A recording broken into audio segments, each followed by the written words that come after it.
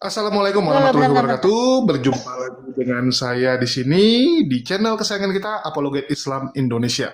Dan di kesempatan ini kita akan ngobrol ya dengan salah satu, wah ini saya mau manggilnya apa ya? Ini bidadari atau apa ini?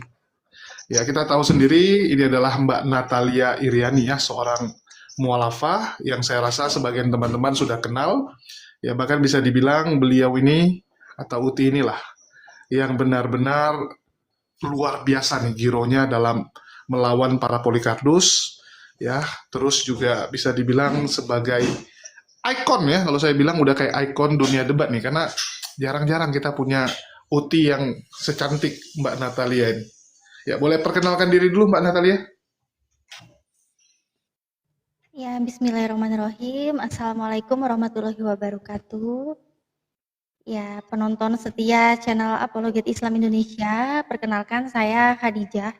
Tapi alhamdulillah ya, Khadijah itu nama mualaf, dulu terlahirnya dengan nama Natali Iriani. Sekarang ya kayak gini, diundang Ko Julius Natalia ini. ini. Mm-mm. Oke, cuman sebenarnya jujur ya, saya pertama kali ikut debat, salah satu yang saya nonton itu adalah Mbak Natalia, salah satu yang masuk di beranda saya. Dan sebenarnya saya pernah, jadi waktu pertama kali saya buat channel HMC itu, saya ada ambil salah satu video Mbak Natalia untuk saya komentari, yaitu tentang 25 Desember. Itu tahun 2020 ya kalau nggak salah. Mungkin Mbak Natalia nggak ingat, soalnya saya Lama ya. pernah komentar, saya minta izin, saya pernah komentar minta izin ambil videonya, mau saya reaksi, terus Mbak Natalia ada balas di komentar itu.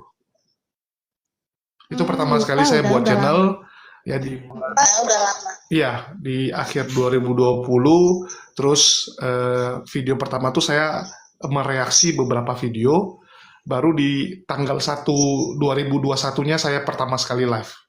Itu sejarahnya. Jadi salah satu yang saya tonton pertama tuh Mbak Natalia. Karena saya merasa, wah ini luar biasa nih, seorang wanita, ya cantik, cerdas, dan ya bisa dibilang, inilah, kalau saya bilang di dunia debat ini kan seperti padang gurun ya, kalau Mbak Natalia ini seperti oasisnya nih. Maksudnya gimana tuh? Ya, maksudnya ya beda sendiri gitu kan, warnanya beda. Kayak Bang Dewa, Kores, itu kan gelap-gelap semua tuh. Apalagi Bang Blender sekarang kan. Ini kalau Mbak Mm. Natalia ini kan memang gimana ya, kesannya tuh kayak imut, lucu, cantik gitu kan. Masya Allah. Namanya cewek ya cantik lah kok. Oh iya iya. Mbak Natalia, kalau boleh tahu nih, ini kan mualafnya udah cukup lama ya. Benar. Dari kapan itu? Dari 2016 mualafnya, dari zaman masih tinggal sama orang tua, gitu. Jadi Oh, udah lama waktu banget lah. mualafnya masih tinggal sama orang tua ya. Mhm. Ini beberapa teman-teman malah banyak yang nanya nih. Ada yang nanya sama saya, Bang Jul, pernah nggak ada foto Mbak Natalia yang nggak pakai hijab gitu? Mereka sampai bilang, sekarang pakai hijab aja seperti ini gitu, apalagi waktu masih gadisnya gitu kan, masih imut-imutnya tuh gimana gitu. Iya nggak diposting lagi lah, sebisa mungkin udah dihapus. Jadi memang benar-benar eh, semaksimal mungkin aku harus berupaya meniadakan dosa jariah gitu loh dari postingan-postingan yang auratnya masih kebuka gitu. Jadi benar-benar harus ditutup gitu karena memang perintahnya kan harus menutup aurat kan seorang muslimah gitu. Ya, ini juga salah satu cerita juga. Oke, ini Dulu sempat sulit kok aku. Iya, tentang hijab itu masa-masa mu'alaf tuh ketika bersyahadat tuh sulitnya di situ memang. Ujian paling berat sih dulu di situ. oke ya. Jadi karena memang sekaligus ini menjawab ya, terutama Bang Dewa tuh yang paling hobi. Mm-mm. Dulu Bang Dewa tuh paling sering nanya sama saya, tahu nggak Facebooknya, tahu nggak IG-nya. Saya bilang lah, mana saya tahu, tanya lah sama orangnya langsung. Ya, jadi bagi teman-teman di luar sana yang punya pikiran yang sama dengan Bang Dewa, hilangkan ya. Sudah tidak ada lagi foto tersebut. Ya, nggak Oke, ada lah. mungkin dari Mbak Natalia. Boleh cerita nggak itu mualafnya tahun berapa? Ya, sebelumnya dari agama apa? Ya, alhamdulillah ya, saya ini dulu terlahir di keluarga yang sangat baik ya. Maksudnya mereka walaupun nggak mengenal Islam, mereka itu adalah keluarga Kristen ya. Jadi memang saya terlahir di keluarga Kristen, kedua orang tua yang sangat baik ya. Dan papa saya itu dulu memang kerjanya di sebuah pelayanan gitu. Jadi kantor pelayanannya tuh melayani masyarakat gitu kan. Pindah dari satu kota ke kota lainnya gitu. Dan itu dulu tempat kelahiranku itu di Papua, di Manokwari. Jadi tempat tugasnya papa memang dulu pelayanan di sana.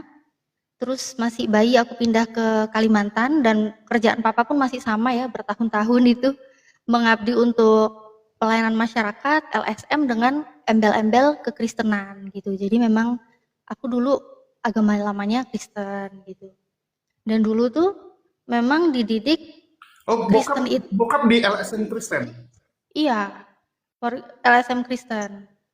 Oh, Jadi oke. memang Soal bener-bener pelayanan tadi orang bingung nih. Apa gitu? pelayanan apa gitu ya, Artinya pelayanannya bukan di pendeta. LSM Kristen. Iya. Bukan pendeta. Bukan pendeta, bukan apa ya, bukan petinggi-petinggi gereja, bukan lah. Memang cuma cuma murni kerjanya di LSM Kristen gitu. Jadi memang pelayanannya melayani masyarakat dan di situ tuh gini kok. Jadi aku ngelihat, oh ini memang Kristen itu agama kasih gitu kan.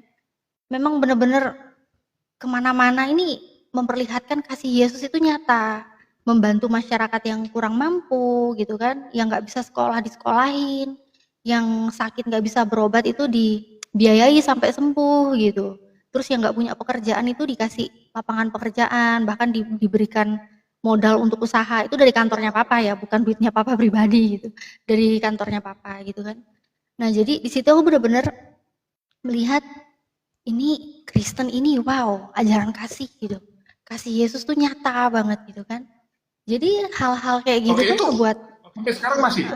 Kantor itu masih sampai sekarang. oh kalau kantornya masih ada, tapi papa karena memang udah usianya harus pensiun, jadi udah pensiun berapa tahun yang lalu gitu. Oke, oke. Gitu. Tapi Mm-mm. nggak dibantu nih Bu Darni, soalnya Bu Darni ini butuh pertolongan juga nih, berobat Waduh, otak. Bu Darni nggak usah, dia bisa ngobati pribadi lah Bu Darni tuh. Bu Darni kan Wonder Woman juga dia ya kan. Bu Darni tuh Iya, Wonder tapi Woman. sakit otaknya nggak sembuh-sembuh, Heeh. kasihan dia. Iya, mungkin belum ketemu ini kali ya, eee, dokter yang tepat gitu mungkin atau harus ikut KKR mungkin. Aduh, entahlah mungkin harus ikut KKR kayaknya dia. KKR pengobatan Oke, dia. dulu Iya. dulu tuh pindah-pindah dan karena orang tua kerja di bagian LSM kekristenan, Mbak Mhm. Natalia melihat bahwa Kristen ini positif banget lah ya, kasih banget gitu. Iya, positif banget. Jadi kan memang benar-benar menumbuhkan rasa cinta kepada Yesus kan yang diperkenalkan sebagai Tuhan itu kan memang benar-benar yang ini agama yang udah sangat menyentuh hati. Gimana pun rasanya nggak ada yang bisa menggoyahkan imanku untuk uh, menerima Yesus sebagai Tuhan dan Juru Selamat dulu gitu kok. Gitu. Wih, oke. Jadi aktif juga di gereja. Aktif. Dulu aktif dari kecil ya kan, dari sekolah itu memang udah aktif, ikut-ikut di gereja kalau ada kegiatan-kegiatan ikut sampai sekolah sih. Jadi sampai sekolah SMA. Begitu kuliah terus kerja ya udah sibuk jadi udah nggak aktif ikut pelayanan lagi di gereja gitu. Tapi tetap ini jadi gini kok dari dulu itu kok ya. Kalau aktif di gereja aktif ya kan, pelayanan aktif lah dari zaman kecil gitu. Tapi sebenarnya dari aku kecil itu memikirkan tentang ketuhanan Yesus tuh sering loh aku ragu kok. Sering. Jadi walaupun diimani Yesus itu Tuhan, secara akal sehat tuh sering tiba-tiba tuh ragu ini benar nggak sih Yesus itu Tuhan gitu, benar nggak sih ini pemikiranku ya, mungkin kalau teman-teman yang lain punya pemikiran yang luar biasa, kecerdasannya melebihi di atas rata-rata gitu mungkin nggak masalah gitu ya, tapi kalau aku secara manusia normal memiliki akal sehat, aku tuh mikir gini kok dulu, masa sih Yesus itu Tuhan? Kalau dia Tuhan, kenapa dia berdoa? Kalau dia Tuhan, kenapa kok dia mengajarkan, ya, contoh ya, Markus 12 ayat 29. Kenapa kalau dia Tuhan, dia mengajarkan Tuhan Allah kita, Tuhan itu Esa. Nah, sedangkan yang mengatakan itu kan Yesus sendiri gitu. Kok Tuhan ngomong Tuhan Allah kita? Masa masa Tuhan sendiri punya Tuhan lagi gitu. Dulu aku sih mikirnya aneh gitu ya. Dan dulu waktu kecil itu pernah nanya ke guru sekolah minggu gitu kan, sama guru agama di sekolah. Nanya, Bu, kok Tuhan kita kok Yesus sih gitu. Sedangkan ini di Alkitab itu kok Yesus ngajarinya Tuhan itu Allah. Kalau Tuhan itu Allah, berarti kan sama dong sama Tuhannya orang Islam. Apalagi dulu aku sekolah negeri ya kok kan, jadi secara awam tahu banget lah Tuhannya orang Islam itu Allah gitu kan. Tapi kalau ditulis font Indonesia kan tulisannya sama-sama Allah gitu kan. Cuma dibilang ya Tuhan kita itu ya Yesus. Kalau kamu ragu, kamu dosa katanya. Jadi hal kayak gitu tuh aku mikir, ih takut lah gitu. Dibilangin kalau ragu itu dosa, kan anak kecil kan sering ditakut-takutin dosa itu pekerjaan iblis, temennya iblis, pokoknya apa-apa ke iblis kan jadinya ngeri gitu ya kok ya. Jadi memang Tapi kan benar-benar aku walaupun tuh berdosa merasa, kan udah ditebus. Berdosa kan nah tetap masuk surga. dulu kan nggak se nggak seluas itu dalam berpikir gitu loh. Jadi dulu mikirnya ragu dosa gitu. Sedangkan iman yang disampaikan itu kan, maksudnya keimanan yang ditanamkan itu harus benar-benar percaya Yesus itu Tuhan dan juru selamat. Kalau ragu Yesus itu Tuhan, dosa kan katanya gitu. Nah, jadi benar-benar ragu Yesus itu Tuhan gak sih? Yesus Tuhan gak sih? Jadi takut cuma berusaha aku bertobat Ya deh udah ikuti gitu. aja. Ikuti aja arusnya Jadi gitu aku ya. berusaha bertobat, walaupun tobatnya aku tuh jujur nggak ngilangin keraguanku sama sekali gitu dulu. Nah, terus ada juga Tetap bingung. kayak, iya tetap bingung. Terus makin dipelajari lagi, baca-baca Bible gitu kan. Terus kok ada sih cerita yang memang di Matius ya, Matius 21 ayat 18 sampai 19 gitu. Nah, itu ceritanya tuh Yesus itu kelaparan. Jadi Yesus merasa lapar, terus dia melihat pohon ya kan, melihat pohon ara. Nah, dari jauh kan dia datengin. Ternyata saat Yesus datengin, Yesus itu nggak mendapatkan apa-apa gitu loh. Jadi dia lapar, dia ngelihat pohon ara, dikira ada buahnya, ternyata nggak ada. Akhirnya dikutuk lah pohon ara itu. Nah, aku dulu mikir gini kok, ini kalau memang dia Tuhan, kok dia lapar? Dan kalau dia Tuhan, masa dia nggak tahu sih pohon ara itu ada buahnya apa enggak gitu ya? Karena pasti secara akal sehat lah ya pasti ya. Pasti manusia itu mengenal Tuhan itu maha segala-galanya kan, maha tahu. Tuhan itu nggak pernah lapar, nggak pernah sakit perut gitu kan, laparan nggak pernah lah pastinya. Nah tapi di situ aku menemukan Yesus itu lapar, Yesus itu di situ dia nggak tahu gitu loh. Sedangkan Tuhan itu pasti maha tahu. Nah jadi aku Tapi ini mikir, kan udah mengosongkan diri gitu. Nggak pernah dikasih tahu. Ini kan Yesus sudah enggak mengosongkan lah, diri. enggak. Itu dulu masih SD kok. Aku mikir-mikir gitu tuh dulu masih SD. Oh, masih SD lah, masih Jadi polos banget ya. masih SD. Jadi benar-benar kayak ya cuma ngebaca kisah dan aku tahu Yesus itu Tuhan. Tapi secara akal sehat Tuhan itu pasti, Tuhan itu pasti maha segala-galanya. Nggak pernah lapar gitu kan, nggak pernah kena prank gitu kan. Kok ternyata Yesus aku ngelihat seperti itu gitu loh. Kok dia lapar gitu kan. Nah tapi aku waktu itu juga sempat diceritain ya. Ini cerita ini Yesus mengutuk pohon ara itu justru menunjukkan ketuhanannya katanya. Katanya karena dia Tuhan, dia mengutuk pohon ara itu katanya. Terus aku mikir gini, ya kalau cuma sekedar bermujizat, mengutuk pohon ara begitu ya.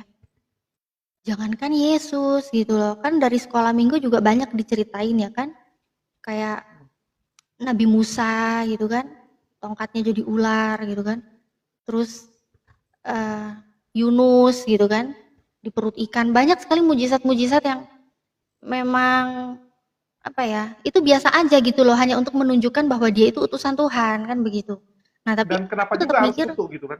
Kenapa juga kalau memang ingin menunjukkan, kenapa nggak bilang, berbuah kau gitu kan? Pohon berbuah kau. Kenapa nah malah dikutuk? bisa aja sih, cuma dulu aku mikirnya gini kok, itu otoritas Tuhan, terserah Tuhan kan gitu ya, terserah Tuhan lah, Tuhan mau buat apa ya kan, karena pohon itu ciptaan Tuhan. Nah tapi tetap aja aku mikir Tuhan itu nggak mungkin lapar. Dan aku mikir gini kok, kalau aku itu, namanya kita manusia kan pasti diuji dengan berbagai masalah ya.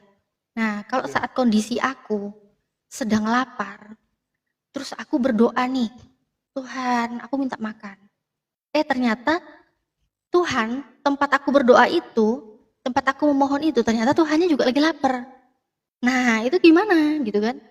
Kan nggak mungkin ya aku keluar bareng Tuhan gitu kan, Tuhan aku lapar, oh Tuhan juga lapar, ayo beli makan, atau enggak, Tuhan aku lapar, ternyata ketemu makanan, kan aku pasti ngalah dong sama Tuhan, kan nggak mau durhaka ya kan. Jadi Loh, serba bingung gitu. Nah, terus gini juga kok, kayak yang tadi dia lihat dari jauh ada pohon ara, ternyata dia datengin nggak ada. Aku pun mikir gini, ini pemikiranku ya, buat teman-teman Kristen kalau punya pemikiran yang lebih cerdas, lebih mantap silakanlah. Tapi dulu aku mikir pribadiku gini, kalau memang dia itu Tuhan, tapi aku punya masalah. Di saat aku punya masalah, aku minta petunjuk. Tuhan, tunjukkan aku jalan yang benar, berikan aku jalan yang baik misalnya gitu ya. Ternyata Tuhan yang tempat aku berdoa itu, sosok Tuhan yang aku memohon itu, ternyata dia masih belum tahu juga. Jangankan tahun ke depan, jangankan 1 kilometer ke depan, cuma jarak berapa ini aja dia nggak tahu gitu loh. Apa aku bakal dijamin gitu perjalananku, kehidupanku gitu loh. Ya kan, jadi aku mikir, enggak lah kalau kayak gini gitu ya, kok kayak aneh gitu, masa Tuhan kayak gini sih gitu kan. Nah, tapi tetap waktu kecil ragu-ragunya gitu, tetap dengan doktrin ragu itu dosa, ya udahlah imani aja lah, Yesus Tuhan, pokoknya Yesus Tuhan gitu. Dulu tetap mikirnya gitu. Dan itu lama sampai bertahun-tahun, sampai kuliah pun juga pernah lah nanya itu ya, tentang apa nih namanya, semua hewan makan tumbuhan hijau gitu kan. Nah, terus kan ada juga tuh kok, pokoknya bermacam-macam yang pertanyaan-pertanyaan yang ular makan debu gitu kan. Kejadian 3:14 ya, kejadian 3:14 itu ya, ular makan debu. Itu kan aku juga mikir, ini masa sih? Kok Tuhan menginformasikan seperti itu gitu loh. Kalau Tuhan Maha Tahu, dia nggak mungkin dong menginformasikan hal-hal yang kok secara sains ditolak gitu loh. Nah, jadi sampai aku kerja, terus akhirnya itu tetap aja lewat, rutinitas pun tetap sama, tiap minggu ke gereja, tiap hari baca pakai renungan harian, ya kan ada kan renungan harian, terus kita baca Alkitab itu kan di inilah ya, dipilih perikopnya yang mana, kan gitu kan, berapa ayat gitu kan dipilih. Jadi tetap rutinitas kayak gitu tetap dilakuin sampai saatnya dulu tuh aku udah dewasa kerja, terus ada temenku kok, temen kantor. Nah, jadi teman kantorku itu dia nanya gitu kan, tapi memang temanku itu tuh udah berteman sama aku tuh bertahun-tahun gitu ya, udah lama berteman. Jadi aku ngerasa kayak, orang ini bisalah dipercaya gitu kan. Nah, terus dia bilang gini, Li, kamu tahu nggak, di kitabmu itu ada yang aneh loh katanya. Terus aku bilang lah, aneh apa gitu kan. Terus dia bilang, ya kalau kamu semakin mempelajari, kalau kamu makin baca, kamu pasti akan ketemu yang aneh. Itu banyak yang kontradiksi katanya kan. Terus aku bilang gini, masa sih gitu kan. Cuma aku sampai rumah mikir-mikir lagi, masa sih ada yang kontradiksi gitu kan. Dia nggak nunjukin di mana kontradiksinya, apa yang kontradiksi. Dia nggak ngomong, dia nggak sama sekali ngucapin di mana dalilnya, nggak gitu. Cuma aku karena percaya ini temanku nggak pernah ngibulin aku, dan aku cari tahu jadinya. Sampai rumah aku browsing lah, aku cari tahu. Ternyata dari aku cari tahu itu kok, itu kisaran 12-an lah ya, 12-an apa berapa gitu ya. Jadi memang kontradiksi yang aku ketemuin di dalam Bible itu banyak. Dan itu waktu itu aku ketemu artikel, aku pun nggak langsung percaya. Karena aku mikir, bisa aja kan ini artikel yang buat orang yang benci Kristen. Bisa aja kan artikel ini yang buat memang orang nggak suka sama Kristen lah gitu kan, pengen menyesatkan gitu. Jadi aku langsung cek. Jadi aku cek di Bible gitu kan, cek di Alkitab. Kok sama ya bunyinya? Kok gini ya? Kok ternyata di artikel sama di Alkitab kok yang disampaikan sama semua gitu kan? Jangan banyak, nih siapa nih yang komen? Sebutin satu-satu. Iya, aku sebutin satu-satu. Contohnya aja ya, Yesus nih. Yesus itu kan tokoh yang paling penting ya, bahkan dalam kekristenan, Yesus itu memang satu-satunya yang pondasi dalam kekristenan, karena dianggap dia itu Tuhan. Dan ada peristiwa penting tentang Yesus kok. Kok kan juga mualaf nih, pasti tahu lah. Tentang penyaliban Yesus kan itu salah satu dari iman kekristenan yang benar-benar sangat fondasinya sekali kan. Nah jadi di dalam Alkitab, di dalam Bible, itu aku bingungnya gini kok. Yesus itu diceritakan disalib. Itu berdasarkan Markus ya. Berdasarkan Markus 15:25, Yesus itu disalib jam 9. Hari jam 9 ketika ia disalibkan, kan gitu. Betul, Nah, betul. dan itu jelas gitu loh, ketika ia disalibkan, kan gitu. Nah, tapi di sini aku baca lagi di tempat lain, Yohanes itu sama-sama menceritakan tentang penyaliban Yesus. Ya, Yohanes 19 ya. Jadi Yohanes 19 ayat yang ke-14 di situ ya, jangankan jam 9 gitu loh. Jam 12 aja Belum. Yesus belum disalib. Iya, belum disalib. Dia masih dibawa di hadapan Pontius Pilatus.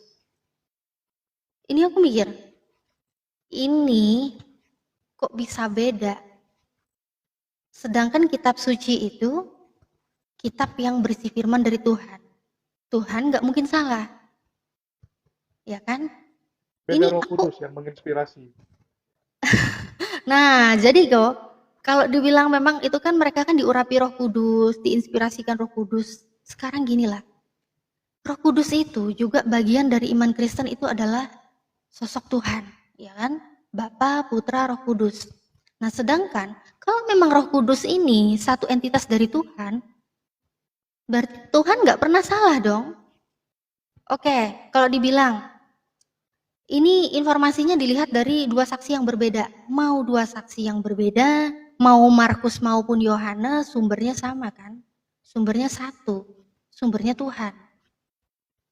Nah, kalau sumbernya Iya, tapi sama, walaupun tapi kan mereka selalu bilang, oh itu kan gara-gara memprediksi. Kayak contoh nih, misalnya saya sekarang lihat matahari. Oh nampaknya dengan panas matahari sekarang, dengan posisi sekarang, ini jam 10 pagi. Terus ada yang bilang, oh enggak, ini sudah jam 11 atau jam 12 gitu kan. Udah jam 12 nih karena panas gitu. Itu kan sudut pandang. ya, Terus nah makanya masalah itu tadi kok. lu bilang Yesus berdoa, kan mereka bilang loh, kan kita Trinitas. Yesus berdoa sama Bapa nggak ada salahnya dong.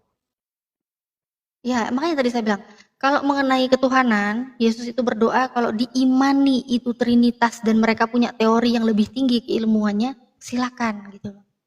Karena saya kan hanya membaca berdasarkan tekstual, berdasarkan perkataan apa yang Yesus sampaikan, apa yang Bible sampaikan, kan begitu. Jadi aku Betul. nggak berani menafsirkan apapun begitu ya. Jadi memang benar-benar apa yang tertulis, apa perkataan Yesus, itulah yang harus dipakai. Jadi jangan Bible yang menyesuaikan pendeta, tapi pendetalah yang menyesuaikan Bible.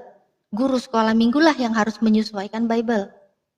Nah, Oke. Jadi karena dari memang situlah otoritas yang tertinggi. membuat. Oke, ya kita langsung aja, soalnya supaya Heeh, jangan terlalu membahas mereka punya kitab lah. Intinya dari situ lu nggak iya. percaya, karena banyaknya Mm-mm, kontradiksi-kontradiksi, sehingga lu nggak percaya. Begitu teman lu ngomong ada kontradiksi, lu ngecek. ya. Dan bentar kok, biar nggak salah paham juga gitu ya. Jadi memang kan tadi udah saya disclaimer di awal kan. Kalau memang pemikiran saya ini tidak sepintar teman-teman Kristen dalam berpikir, silakan. Kalian pasti punya ilmu, punya doktrin yang jauh lebih tinggi gitu kan. Itu silakan gitu loh, karena mungkin pembelajaran kalian lebih tinggi. Tapi di sini saya hanya menyampaikan data berdasarkan apa yang saya baca. Bisa dilihat sendiri, dicek sendiri. Nah, contoh juga nih, satu lagi ya kok ya, mengenai kontradiksi ya kok ya. Jadi jangan dibilang, oh ini kok asal ngomong. Nah di sini saya nggak menyimpulkan apapun, saya hanya menceritakan dan bisa dicek apa yang tertulis di situ. Nah jadi di Samuel, 2 Samuel 24 ayat yang pertama, di situ menceritakan tentang kisah Daud, di mana Daud itu disuruh menghitung orang Israel. Tapi yang nyuruh Daud menghitung orang Israel itu adalah Tuhan. Sedangkan kalau kita lihat ya, kalau kita lihat di Tawarik itu 1 Tawarik 21 ayat yang pertama, di situ malah iblislah yang menyuruh Daud untuk menghitung orang Israel. Nah, ini saya nggak tahu yang benar yang mana, saya nggak mencari kesalahan. Karena memang saat itu saya benar-benar mencari kebenaran, saya tidak sedang mencari kesalahan. Kalau ada dua informasi yang berbeda, salah satu benar, itu mungkin. Tapi kalau dua-dua benar, kayaknya nggak mungkin deh. Kalau dua-dua salah Betul, mungkin. Ya, betul. tapi silakan teman-teman cek sendiri, silakan dilihat sendiri, bahkan sampai ke original teks sekalipun juga silakan. Karena saya mencari nggak cuma di terjemahan, original teks pun saya pelajari. Nah, jadi nggak mungkin Saat lah itu iblis pelajari, gitu. atau Saat sekarang? itu aku pelajari. Saat itu aku Teks pelajari. aslinya Jadi juga. benar-benar iya teks aslinya. Teks aslinya itu ada Tuhan dan iblis gitu loh. Jadi yang di Samuel Tuhan, yang di Tawarik itu iblis, Satan. Dan itu tertulis seperti itu. Jadi bisa dicek ya di 2 Samuel 24 ayat yang pertama di situ Tuhan, sedangkan di 1 Tawarik 21 ayat yang pertama di situ iblis, original teksnya Satan. Jadi bisa dicek sendiri. Nah, jadi nggak mungkin lah keyakinan manapun pasti menolak iblis dan Yesus. Sorry. Keyakinan manapun pasti menolak iblis dan Tuhan itu sosok yang sama, pasti menolak. Atau dibilang ini bisa melalui iblis, nggak ada, itu asumsi. Kalau dibilang dua-duanya benar, masa sih Tuhan dan iblis kerja sama? Bingung. Sekarang gini, kalau kalau memang itu benar-benar kalau memang itu dua-duanya memang harus diterima, itu dua-duanya adalah hal yang benar gitu ya. Ini Daud berarti harusnya menuruti perintah siapa kalau dia melakukan itu? Apakah Daud menuruti perintah iblis atau menuruti perintah Tuhan? Tuhan dan iblis nggak mungkin menyuruh perintah yang sama gitu loh. Nggak mungkin lah. Kalaupun tujuannya sama, pasti caranya berbeda. Aku wanita, harus bekerja, harus makan. Semisal ya, kalau aku nggak punya suami, sewaktu masih single, kerja sendiri, cari uang buat makan. Memang perintahnya sama, bekerja, cari makan. Tapi pasti dengan jalan yang berbeda. Karena satunya Tuhan, satunya iblis. Iblis menyuruh saya mungkin hal-hal yang negatif. Ya kan, bukan mungkin lagi, pastilah. Tapi kalau Tuhan pasti menyuruh dengan jalan yang baik, walaupun tujuannya sama, begitu loh. Nah, jadi di sini aku mikir, yakin ini kitab suci gitu loh. Masa sih kayak begini gitu. Tapi kalau memang kalian punya pemikiran, pemahaman dan pelajaran lebih tinggi itu silakan, saya sangat menghargai gitu loh. Tapi jangan paksakan saya saat saya membacakan tekstual seperti itu, ya memang adanya seperti itu, saya nggak bisa gitu loh. Gitu. Siap. Itu Oke. kalau mengenai di situ. Dari situ pertama makin ragu gitu ya setelah lihat kontradiksi. Terus gimana lagi? Nah, terus waktu aku ngeliat kontradiksi itu, tapi dengan responku dulu ya kayak gitu ya kok ya. Dan aku tuh punya pemikiran, punya prinsip buat aku pribadi. Aku mau punya kitab suci itu harus 100% benar, nggak boleh ada kesalahan sekecil apapun. Karena kitab suci itu berisi firman dari Tuhan. Tuhan nggak mungkin salah, Tuhan nggak mungkin lupa. Kalau firman Tuhan, maksudnya kitab suci yang diklaim sebagai firman Tuhan itu sudah ada kesalahan sekecil apapun, itu artinya sudah bercampur dengan ulah tangan manusia. Pasti udah bercampur ulah tangan manusia, karena manusia tempatnya salah. Kalau Tuhan nggak mungkin salah, kan kayak begitu.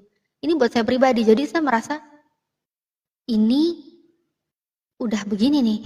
Buat saya pribadi ini kok nggak bisa saya terima gitu loh. Buat saya pribadi, saya pribadi nggak bisa menerima itu. Kan orang punya prinsip masing-masing ya. Kalau orang lain menurut dia nggak apa-apa, silakan. Nah, dulu aku pernah tanya ke pendetaku kok. Jadi dulu aku kan zamannya BBM-an ya kan. Terus aku tuh punya pendeta yang udah bisa dibilang apapun aku curhatnya ke dia gitu. Nah, jadi Pak Pendeta ini aku minta waktu buat ketemuan dan aku janjian ketemu di gereja. Aku bawa catatanku. Jadi dulu aku tuh catat di dalam buku coret-coretan aja biasa gitu kan, tulis asal-asalan gitu. Aku catat apa aja yang aku pelajari. Jadi mengenai ketuhanan Yesus, hal-hal yang membuat aku ragu, kenapa Yesus kok begini, kenapa Yesus kok lapar, kenapa Yesus kok mengajarkan Tuhan itu Allah gitu, kenapa Tuhan itu Esa, sedangkan di gereja diajarkan Tuhan itu Tritunggal. Semua aku bawa, dan kontradiksi-kontradiksi yang aku ketemuin, itu pun aku tanyakan ke pendetaku. Nah, tapi pendetaku itu dia dengan simple menjawab, dia bilang gini, ya Alkitab itu memang begitu, kitab suci kita itu memang begitu. Itu memang ada mengenai kontradiksi, dia bilang gini, itu memang karena latar belakang penulisnya berbeda, zaman berbeda, budaya berbeda, jadi wajar kalau ada kekeliruan. Katanya gitu. itu nggak usah dipikir katanya. Nah, tapi aku bilang gini, tapi aku nggak bisa gitu, Pak. Aku nggak mau kayak gitu. Aku mau kitab suciku itu memang harus 100% benar, nggak boleh ada kesalahan sekecil apapun. Karena kitab suci itu berisi firman dari Tuhan. Tuhan nggak mungkin salah. Nah, jadi dari aku bilang kayak gitu, dia ngomong kok, kalau kamu mau kitab suci yang 100% benar, yang nggak ada kesalahannya sekecil apapun, itu ya kitab sucinya teman-teman kita orang Islam, Al-Quran katanya. Kok Aku bisa nggak bilang gitu percaya. nih? Enggak, Makanya kok aku bisa juga nggak gitu ya? percaya. Nggak tahu juga. Aku juga Oh, nggak tahu mungkin kenapa udah dia mau bilang ini gitu. dia, pendetanya udah mau mualaf mungkin saat itu. Ya. Mungkin, Atau udah mualaf mungkin. Dan sekarang? itu Coba aku dicek dulu. belum. Kalau sekarang masih belum mualaf, dia masih Kristen gitu. Oh, masih Jadi Kristen ya? saat itu Dia kok, masih mualaf. iya masih Kristen. Jadi saat itu kok, aku tuh denger jawaban itu kan aku ngerasa ini kupingku yang salah apa gimana gitu kan. Aku nanya, hah? Aku bilang gitu kan. Terus dia ngulangin lagi, iya. Jadi kalau kamu mau kitab suci yang 100% benar, nggak ada kesalahan sekecil apapun, itu kitab sucinya orang-orang Islam, Al-Quran. Karena itu langsung datang dari Tuhan, nggak ada kesalahan. Dia bilang gitu. Aku cuma, oh ya udah deh Pak kalau gitu. Aku langsung kayak gimana sih nih orang gitu ya. Sedangkan aku tuh ngerasa ini pendeta, harusnya dia menguatkan imanku kan gitu kan. Di saat aku menemukan keraguan, imanku mulai goyah, harusnya dia nguatin aku. Kok malah dia itu menjawab dengan jawaban yang bikin aku kaget gitu loh, di luar prediksi. Kok malah nggak suruhnya ke Islam gitu kan, Al-Quran gitu. Aku nggak percaya dan aku tuh dulu benci banget sama Islam. Jadi aku mikir, ah masa sih nggak Tunggu. mungkin Alasan lah, benci Islamnya apa nggak nih? mungkin lah gitu. Alasan benci Islam itu karena memang eh, alasan-alasan nggak jelas sih. Maksudnya gini loh, nggak ada orang Islam yang cari masalah sama aku, nggak pernah ada. Jadi aku hidup di lingkungan mayoritas orang-orang beragama Islam. Nggak ada yang cari masalah sama aku. Justru mereka melindungi aku. Tapi memang kayak ke brainwash sendiri sih gitu ya. Mungkin karena mamaku kan Film. murtadin kok. Bukan. Sama malu muka. Mamaku kan murtadin. Nah, jadi mamaku itu karena dari dulunya Islam, terus pindah ke Kristen, jadi aku tuh kayak udah punya pemikiran, oh berarti Islam itu nggak bener, gitu loh. Karena mamaku itu masuk ke Kristen, berarti Kristen yang benar, berarti Kristen yang baik gitu kan. Terus juga kadang sih mikirnya gini kok, karena memang ada isu-isu negatif juga ya dari lingkungan-lingkungan keluarga lah ya, katanya Islam itu katanya agama, maaf aku sensor ya, teroris katanya gitu. Karena teroris yang ketangkap itu KTP-nya Islam katanya gitu. Jadi kadang dibilang juga Islam itu poligami, tukang kawin katanya. Bentar. Iya, jadi memang banyak ya orang-orang di luar sana, orang-orang di luar Islam itu yang berpikir Islam itu negatif karena memang framing, pemberitaan, media-media yang terus menjelek-jelekan Islam. Belum lagi ada oknum-oknum juga ya yang di sebelah itu yang suka kan di setiap kesempatan khotbah sambil promosi menjelek-jelekan agama orang. Oke, lanjut. Iya, jadi terus kayak apa? Islam itu katanya kan agama poligami, tukang kawin gitu. Jadi aku kalau mikir tuh ngelihat orang pakai sarung ya, aku mikir ini tukang kawin nih. kayak Parno sendiri gitu. Terus ngelihat orang pakai cadar gitu kan, bawa tas besar, ih ini isinya bom nih. Dulu gitu mikirnya kayak ya tolol banget gitu ya. Aku dulu tuh mikir kayak nggak realistis banget gitu loh. Karena gini, kalau memang benar Islam itu agama keras, agama kasar gitu ya, agama yang teroris gitu ya. Kalau emang benar, harusnya aku yang minoritas udah mati dari dulu dong. Nyatanya enggak, ya kan? Nah, jadi memang itu pemikiran-pemikiran yang kayak dari lingkungan pribadi aja sih yang membuat aku tuh mikir Islam itu buruk gitu. Tapi pemikiran itu bukan datang dari gereja ya, karena kalau orang-orang dari gerejaku orangnya baik-baik, orangnya santun-santun, dia khotbah nggak pernah ngomongin keyakinan orang lain. Kalau di gereja aku gitu orangnya. Ya karena bukan gereja Pak Bombom. Coba gerejanya Pak Bombom. Iya, Pendetanya jadi Pak Bombom kan gitu. beda. Iya, jadi beda memang kok. Jadi kayak sekarang nih ya kok ya kan, aku udah aktif di debat juga ya kan. Terus ngelihat-ngelihat diskusi lintas agama, terus ngelihat channel-channel Kristen. Memang nggak semua, tapi ada beberapa ya. Dan itu nggak cuma satu, nggak cuma dua gitu. Itu kok munculnya kok kayak gitu ya gitu. Karena dulu yang aku tahu orang-orang Kristen di lingkunganku mereka baik. Mereka bukan orang yang suka memfitnah gitu loh.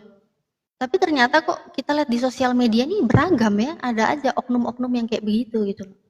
Sama, aku juga terkejut gitu. Karena di tempatku dulu yang kita lakukan semua ya kegiatan sosial, nggak pernah pergi bahas-bahas agama orang ya. Tapi yang di medsos ini ngeri, dan inilah wajah teman-teman kita Polycardus ini. Itulah saya bilang nih Polycardus. Baru tahu, baru tahu ternyata ada yang seperti itu. Mm-mm. Iya gitu kok. Nah, terus ini Oke, kok terus tadi, yang tadi sampai pendetaku kan bilang kan, kalau kitab suci yang benar itu kitab sucinya orang Islam kan. Nah, di situ aku nggak langsung mualaf. Aku nggak langsung mualaf di situ kok. Jadi memang aku masih terus mencari gitu kan. Bahkan aku tuh sampai pernah satu malam tuh aku berdoa, aku tuh sampai nangis gitu ya, sampai benar-benar nangis minta tolong apa kepada Tuhan itu, tunjukin dong Tuhan yang benar gitu seperti apa gitu. Jadi dulu aku benar-benar berdoa kepada Tuhan dan aku doanya tuh general banget gitu. Jadi aku berdoa, Tuhan tolong tunjukkan Tuhan yang benar itu yang bagaimana. Kalau Tuhan yang selama ini aku sembah adalah Tuhan yang salah, mohon tunjukkan kebenarannya. Tuhan mana yang harus aku sembah. Namun sesungguhnya aku tuh hanya menghambakan diri kepada Tuhan semesta alam. Tapi kalau memang Tuhan selama ini aku sembah itu udah benar, aku mohon ampun karena sempat meragukan ketuhananmu.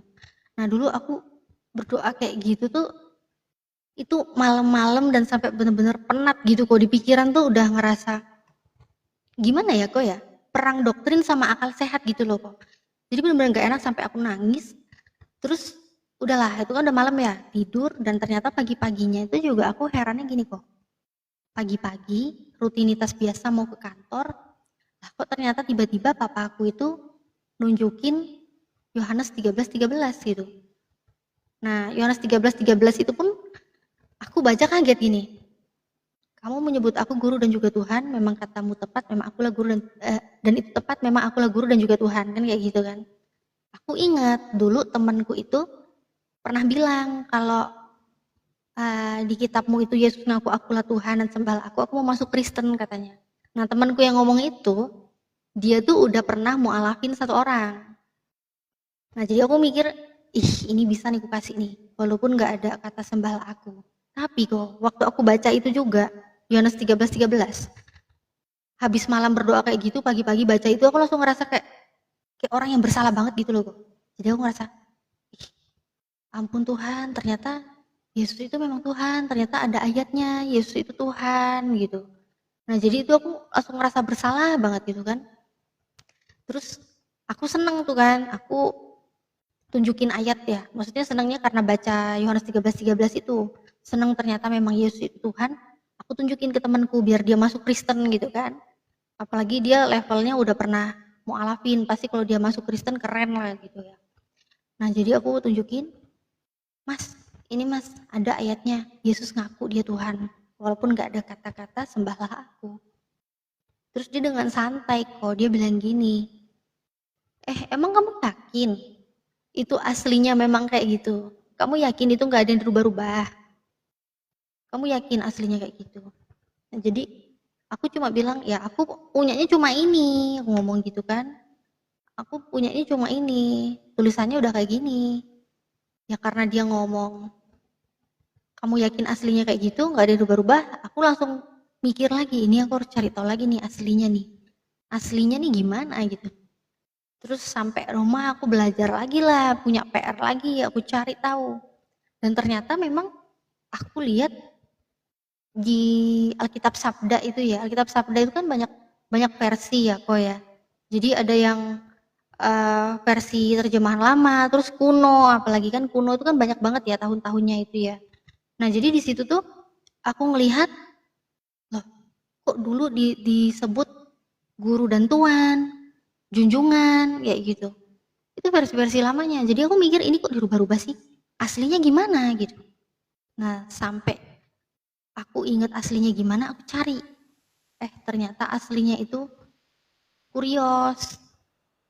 Nah, ternyata kurios itu kalau diterjemahkan kan, kayak kamus manapun lah ya, ke bahasa apapun, kok ternyata ke bahasa Indonesia dia tuan, bapak gitu kan. Terus ke bahasa Malaysia jadi enci gitu. Ke Inggris jadinya mister gitu kan. Kok ternyata cuma kurios gitu. Ternyata kalau mau menuhankan sosok ilahi yang benar-benar ilahi di dalam Bible, itu bukan kurios, ternyata theos. 1 Korintus 8:6 ya kan. Nah, jadi ada satu Bapa ya kan, satu Theos yaitu Bapa, dan satu Kurios yaitu Yesus gitu. Oh, ternyata penulis pun bisa membedakan gitu loh. Mana yang memang sosok Theos, mana yang sosok Kurios. Sedangkan Yesus hanya Kurios, hanya Tuhan gitu. Jadi Tuhan kan banyak di Bible itu. Kurios kan banyak, nggak cuma Yesus gitu loh. Kurios pemilik keledai ya kan, Lukas 19:33. Terus Kurios yang lagi ngobrol sama mandurnya itu juga ada tuh, Matius 28. Terus ini lagi Sarah manggil suaminya Abraham. Nah, Sarah manggil suaminya Abraham itu juga Kurios, 1 Petrus 3 ayat 6 itu. Jadi itu aku mikir, ya berarti memang aslinya Yesus itu Kurios, nggak pernah Yesus itu disebut Theos. Jadi ya udah, dia hanya Kurios, sama seperti Kurios-Kurios lainnya. Dan satu-satunya agama di muka bumi ini yang memang tepat memuliakan Yesus sesuai porsinya, sesuai pengakuannya, kayak Yohanes 17 ayat 3 itu kan. Yesus kan mengatakan Yesus itu utusan. Terus banyak juga Yesus itu diutus kepada domba-domba yang hilang dari Israel ya kan. Terus Yesus juga melarang murid-muridnya itu untuk keluar dari bangsa Israel. Itu kan ada tuh Matius 15, terus Matius 10 ya kan. Nah, jadi aku mikir, sorry kepotong. Itu kan ya kita udah tahu lah bahwa itu kontradiksi dan hal-hal yang tidak bisa kita terima ya, tidak bisa kita terima. Tapi ya sudah, itu bagian mereka. Yang pingin kita ketahui ini perjalanan Mbak Natalia aja, fokus ke perjalanannya. Nah, setelah itu apa yang terjadi Mbak Natalia? Iya, jadi setelah itu ya udah, karena aku tahu Islam itu memang memuliakan Yesus sebagai nabi, sebagai utusan, ya aku ngikut gitu. Jadi benar-benar pengen jadi pengikut yang setia, pengikut Yesus yang setia. Ya udah, menyembah Tuhan yang esa dan memuliakan Yesus sebagai Itu utusan umur hanya di berapa? Islam. Itu umur berapa? Jangan nanya umur dong, jangan nanya umur. Enggak, Jangan waktu nanya umur. mualaf itu. Iya, jangan tanya umur. Kalau tanya umur nanti bisa dihitung sekarang umur berapa. Dulu waktu tahun 2016 pokoknya. Iya Ya. dong. Jadi bagi teman-teman yang nulis ya, wah ini efek filter dan sebagainya. Kalian belum pernah ketemu Mbak Natalia secara langsung. Kalau saya udah pernah, jadi saya tahu bahwa wajah Mbak Natalia tuh ya memang seperti ini, kecil ya. Oke, lanjut Mbak. Jadi di situ akhirnya berani nih memutuskan gue move on dari ajaran yang lama saya, pindah ke Islam. Itu gimana tahapannya gitu kan? Orang wanita itu kan harusnya kan, aduh ini saya syahadatnya gimana, cara jadi Islam gimana, terus apa itu Islam, dan kenapa Islam gitu? Kenapa Islam? Hanya karena perkataan pendeta yang bilang bahwa kalau mau yang firman Tuhan murni tanpa diubah itu di Islam, atau Mbak Natalia belajar lagi dulu tentang Islam? Enggak, jadi dulu memang benar-benar belum pernah belajar Islam itu kayak gimana, belum pernah nyentuh Al-Quran gitu kan, dengerin orang sholat aja dulu nggak pernah gitu loh. Jadi memang benar-benar cuma murni, ya udah, secara awam aku tahu Islam itu nyembah Tuhan satu, dan secara awam aku tahu Islam itu memuliakan Nabi Isa ya kan. Jadi disitulah aku memberanikan diri untuk bersyahadat. Tapi dulu sempat aku tunda karena kan kalau di Islam itu wanita kan harus berhijab. Nah, sedangkan dulu pertimbanganku, aku mau nunda-nunda dulu deh.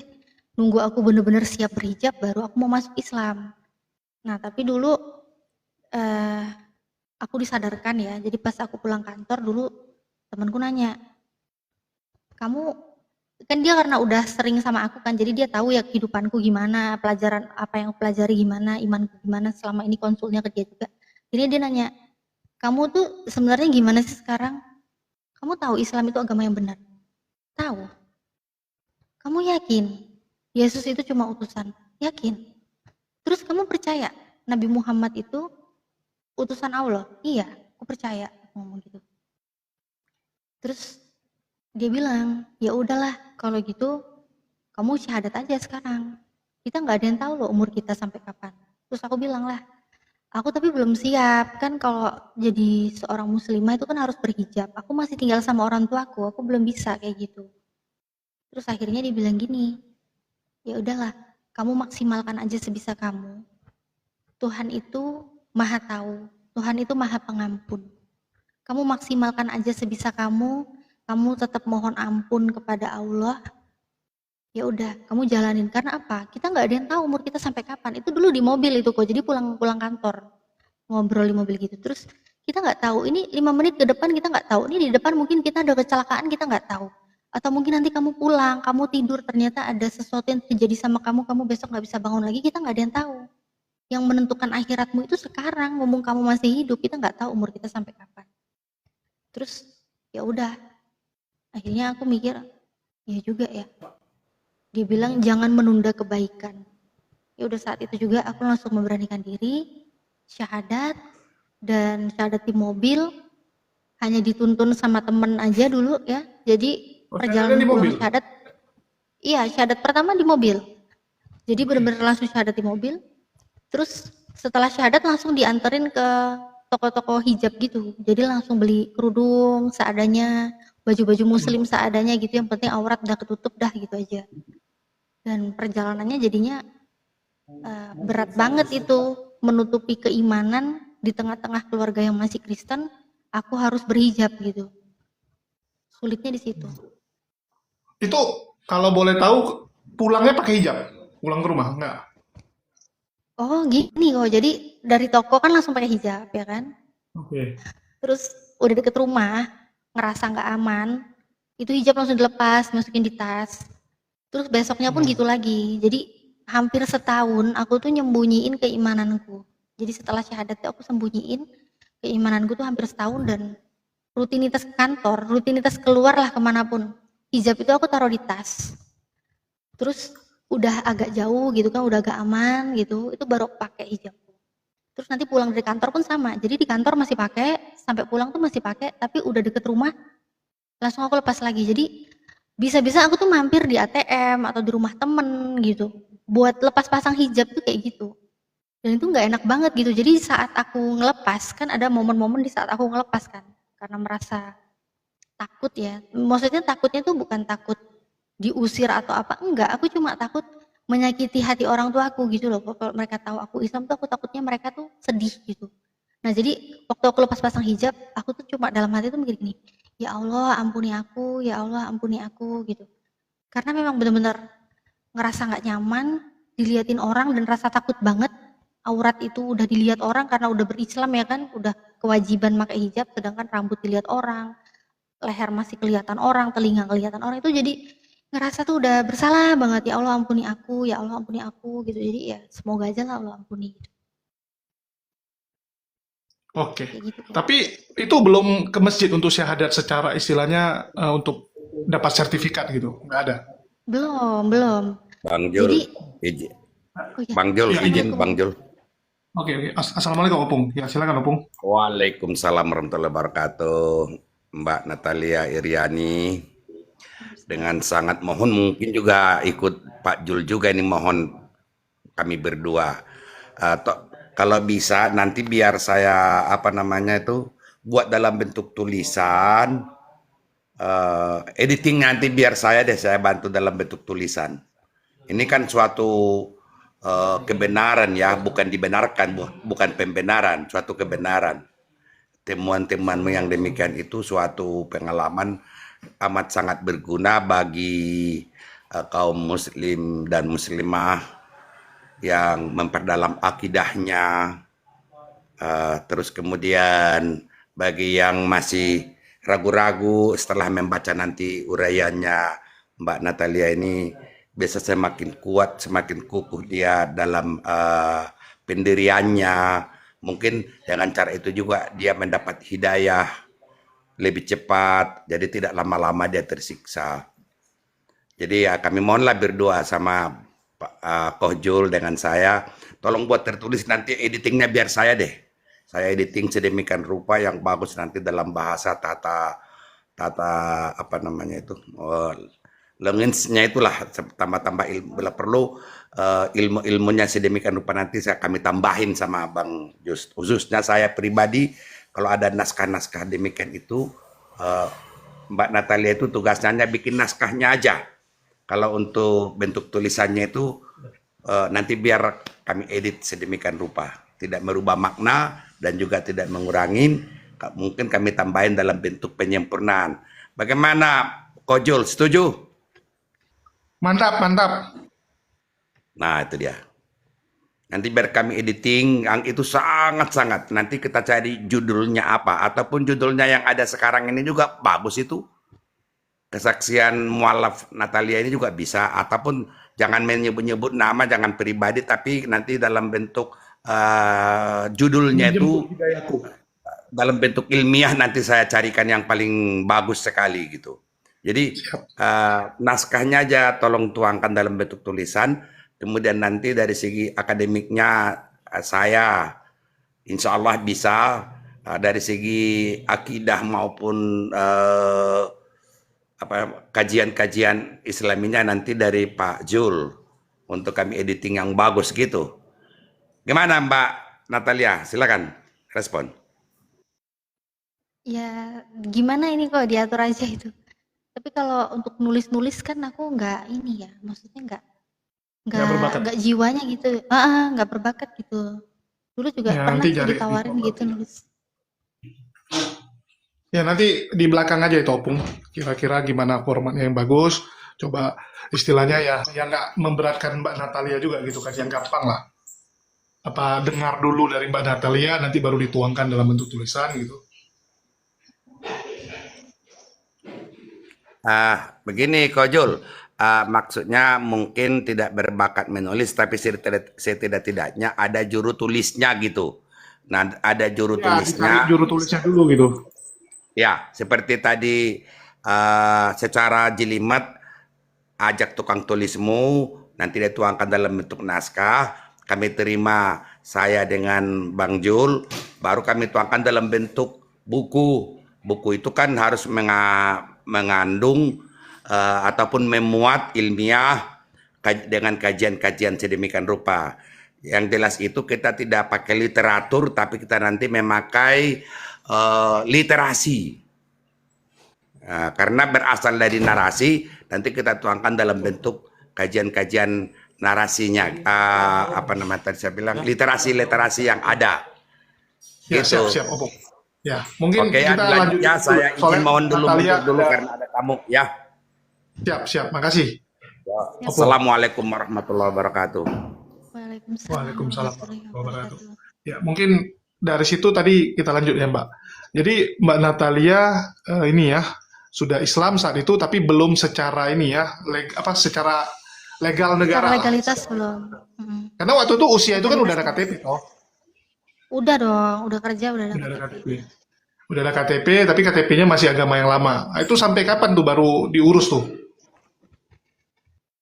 Ya hampir setahun itu, jadi bener-bener udah ketahuan, baru ngurus buat ganti-ganti identitas itu, ganti agama. Setelah ketahuan keluarga.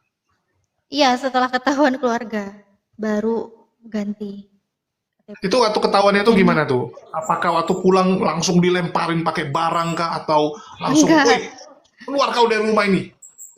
Gimana? Enggak. Jadi memang alhamdulillah ya, memang Allah itu izinkan aku lahir di keluarga Kristen yang baik, yang lembut sama aku. Jadi memang benar-benar penuh kasih gitu ya. Jadi waktu ketahuan itu awal-awalnya mereka emang udah curiga sih ternyata. Jadi aku kan dulu memang ke gereja rutin gitu kan, selalu tiap minggu ke gereja. Terus begitu aku udah bersyahadat, aku ke gereja itu sebenarnya nggak boleh ditiru ya, kalau udah syahadat nggak boleh ke gereja lagi. Cuma ini dulu aku saking imanku masih masih lemah gitu ya. Jadi aku tetap ke gereja, tapi aku nggak ikut ibadahnya mereka saat aku udah syahadat itu. Jadi aku yang HP-an lah gitu ya, sibuk-sibuk HP-an. Terus mereka bernyanyi, memuji-muji Yesus sebagai Tuhan, aku cuma komat kamit tapi nggak ngikut mereka gitu kan. Terus atau nggak ke toilet gitu.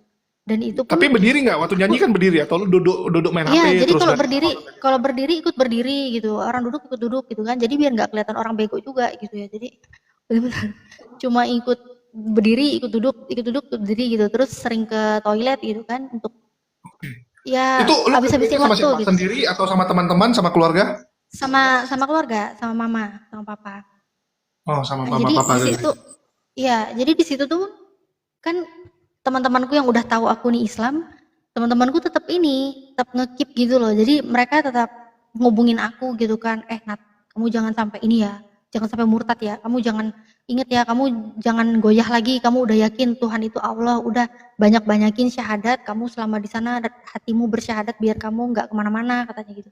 Iya, iya, jadi memang benar-benar persaudaraan sesama muslim-muslimah tuh saling menguatkan gitu loh. Jadi dan itu lama gitu kan, hampir setahun gitu. Terus akhirnya lama-kelamaan aku udah mulai nggak mau ke gereja, udah berani menghindar gitu kan.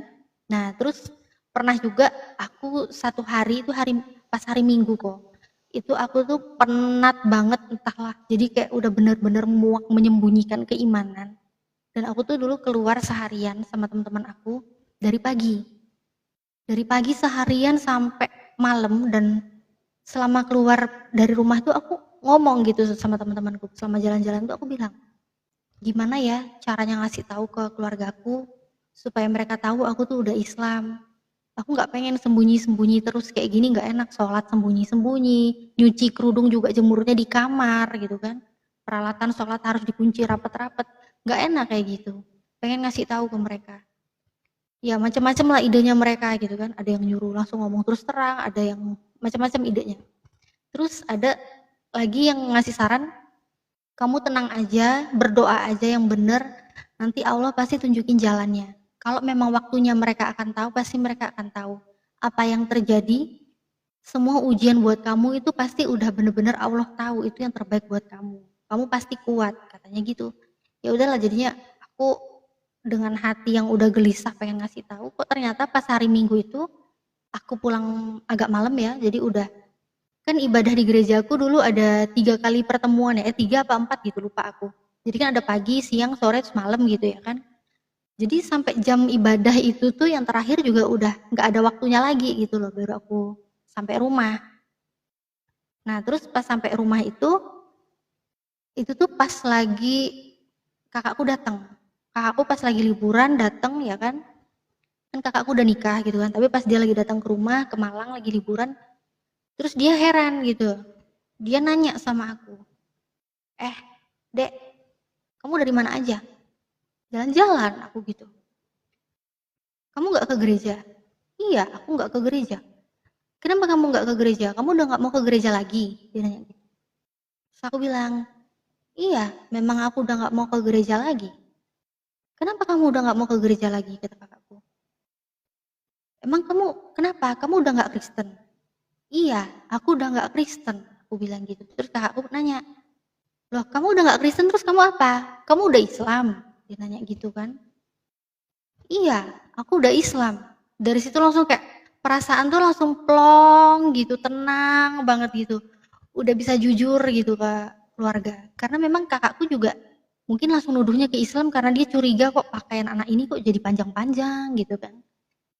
Jadi mungkin dia mikirnya ini pasti kalau pindah terus teman-teman sekitarku kan banyak kan yang Islam.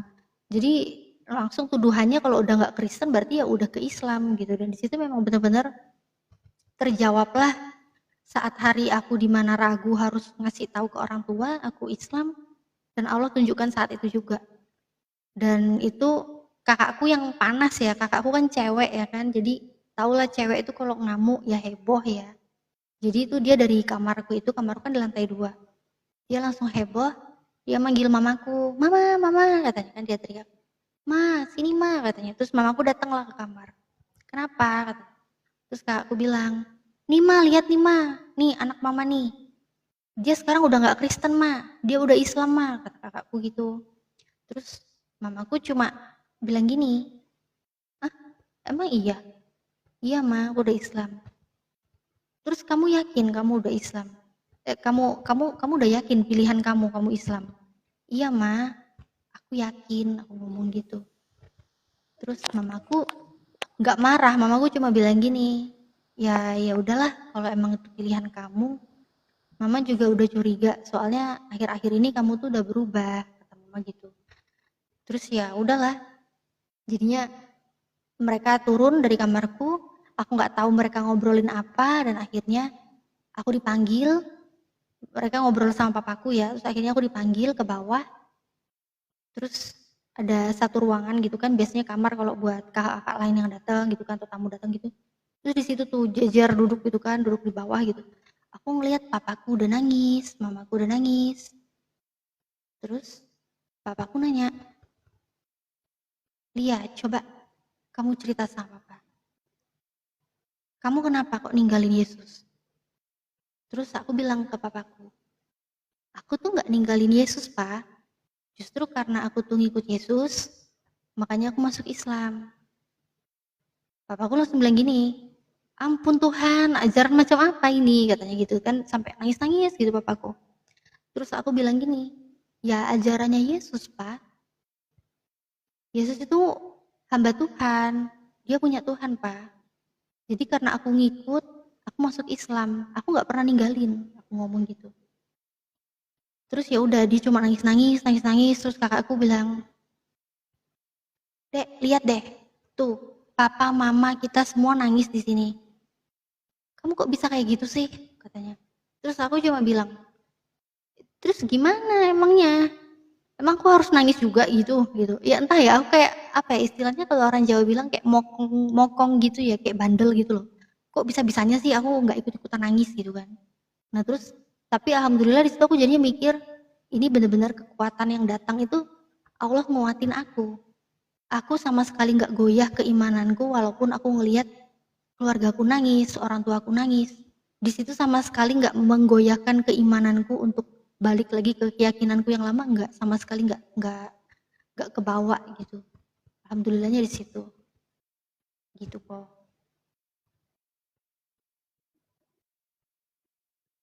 Kok Julius ke-mute? Ke-mute. Ya, jadi setelah adegan nangis-nangis itu nggak ada adegan lain gitu. Misalnya bilang, kamu ini dipengaruhi setan. Siapa yang sudah Nggak. membuat kamu seperti itu? Nggak. Nggak ada, nggak ada. Justru di situ benar-benar apa ya? Jadi mereka memang beneran baik sama aku gitu loh. Mereka nggak ada nyakitin aku, nggak ada kasar ke aku. Mereka nggak ngusir juga. Yang di pikiranku kan udah macam-macam. Mungkin aku diusir, mungkin aku apa gitu. Ternyata sama sekali nggak.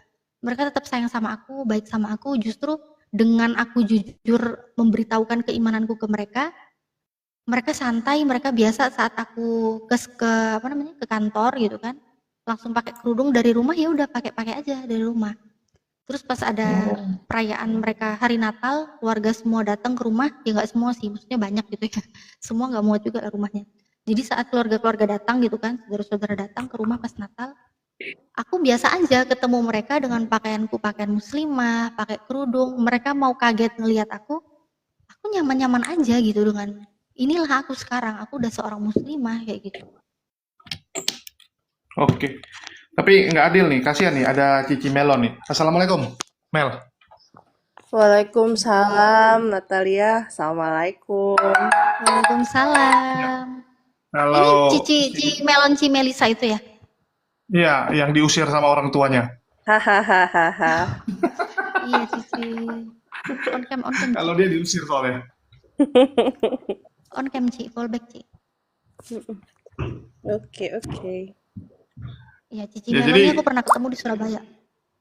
ya, Cici Melon ini manajernya Kodondi ya. Bagi teman-teman yang mau bikin janji temu dengan Kodondi, hubungi Cici Melon, DM aja ke dia. Karena Kodondi sekarang kayak artis, mau ketemu harus bikin janji dulu karena udah banyak jadwalnya. Itu. Asik. Oke, mungkin dari Mel. Jadi dari situ keluarga sudah terima ya. Terus dari situ lu mulai berani untuk ngomong Islam. Tetapi di rumah tuh ada nggak kayak upaya dari orang tua tuh untuk mengajak lu balik ke Kristen gitu? Pasti kan kadang-kadang ada, ngapain lah lu nyembah itu salah gitu? Atau nggak ada inilah upaya-upaya seperti itu? Ada sih, tapi upayanya tuh gini, jadi mama pernah, satu kali mama tuh nangis gitu ya, di depan aku mamaku nangis. Dia bilang gini, "Lia, mama tuh sedih," katanya. Mama biasanya ke gereja, ngelihat ke sebelah, itu ada kamu di sebelah Mama. Terus Mama udah nggak pernah lagi ngelihat kamu di sebelah. Tolong dong, Mama minta sekali aja kamu ke gereja temenin Mama. Untuk yang terakhir kalinya kamu temenin Mama. Terus sampai Waduh, nangis-nangis Mamaku kayak gitu. ya lah Terus ngomong aku terakhir itu ngeliat, nggak enak loh. iya, dan itu sampai nangis ya kan, seorang ibu gitu kan, ya gimana ya, anak ngelihat ibunya nangis gitu kan, pasti kan nggak tega gitu ya kan. Terus aku cuma bilang, aduh kalau kayak gini aku sedih nih kan. Terus aku bilang gini ke mamaku, Ma, tapi dulu aku nggak nangis gitu, aku berusaha tegar, setegar-tegar mungkin di depan mamaku. Aku bilang, Ma, aku nggak mungkin kayak gitu. Nggak mungkin, Ma. Sekarang gini deh, Mama kan dulu juga dari Islam, Mama masuk Kristen. Nggak mungkin kan, Ma, aku minta ke Mama, Mama ayo ikut aku sholat untuk yang terakhir kalinya. Nggak mungkin kan, Ma, aku bilang gitu. Jadi ya udah, kita jalani aja, Ma, kita hargain aja. Mama dengan Kristen, Mama silakan Mama ibadah Kristen. Aku sekarang udah di Islam, Mama hargai aku juga, aku punya ibadahku di Islam. Jadi maaf, Ma, aku nggak bisa, aku bilang kayak gitu. Terus ya, ya udah, Mama cuma nangis-nangis gitu, dan aku cuma berusaha jangan sampai nangis di depan mamaku saat itu, kayak gitu. Terus ya udah sampai ini lagi sih. Itu dulu Mama ya, Mama kan caranya memang ya lembut gitu ya, namanya sosok ibu kan, terus ke anak perempuan pasti lembut banget lah gitu. Nah, terus pernah juga itu di waktu aku mau nikah. Jadi kan udah berapa lama gitu kan, terus mau nikah ya. Karena aku udah seorang muslimah, pasti aku kalau nikah carinya yang muslim kan gitu. Dan alhamdulillah dulu ya itu yang jadi suamiku sekarang ini ya. Jadi Mas Imam dulu kan masih belum jadi suami. Jadi Mas Imam tuh dulu rencana mau menikah sama aku. Dia bilang, aku mau ngelamar katanya, biar orang tua yang datang ngelamar gitu. Jadi yang datang ke rumah itu bukan Mas Imamnya, tapi orang tuanya Mas Imam datang ke rumah. Orang tuanya datang, ngelamar, tapi ditolak. Ditolak, dan ditolaknya tuh alasan orang tua aku gini kok. Katanya karena berbeda keyakinan. Terus ya udah orang tuanya kan pulang gitu kan, karena ditolak ya udah orang tuanya pulang gitu kan. Nggak, cara Terus nolaknya gimana tuh kan? Biasa kan orang seganan gitu.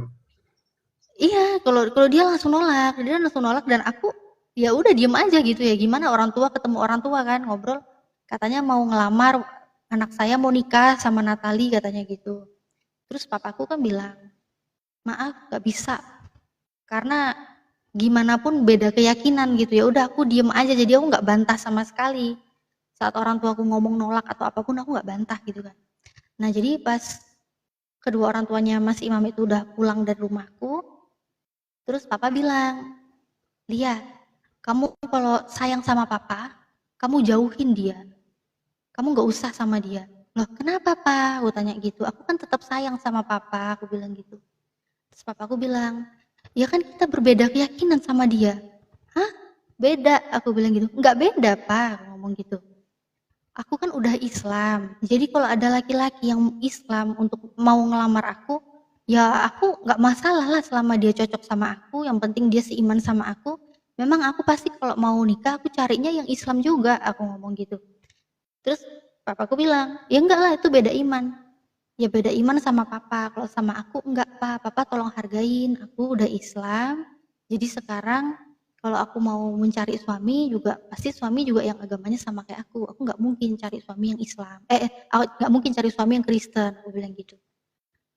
Terus ya udah papa bilang, ya udah kalau kamu tetap gini ya udah urus sendiri, papa nggak mau ikut campur, ngurus-ngurus sendiri. Terus mama bilang, iya pakai wali hakim sana ngurus sendiri, mama papa nggak mau tahu katanya gitu. Jadi mereka tetap merasa aku Kristen, tetap Kristen gitu. Walaupun aku udah Islam.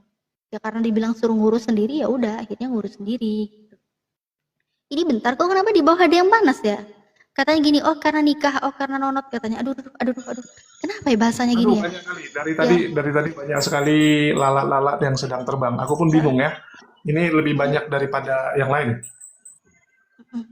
Oke, terus urus sendiri, waktu urus sendiri itu kan ada pesta tuh, pesta pernikahan. Itu orang tua datang nggak? nggak datang, orang tua nggak datang. Justru orang tua dulu Masa orang tua nggak waktu datang?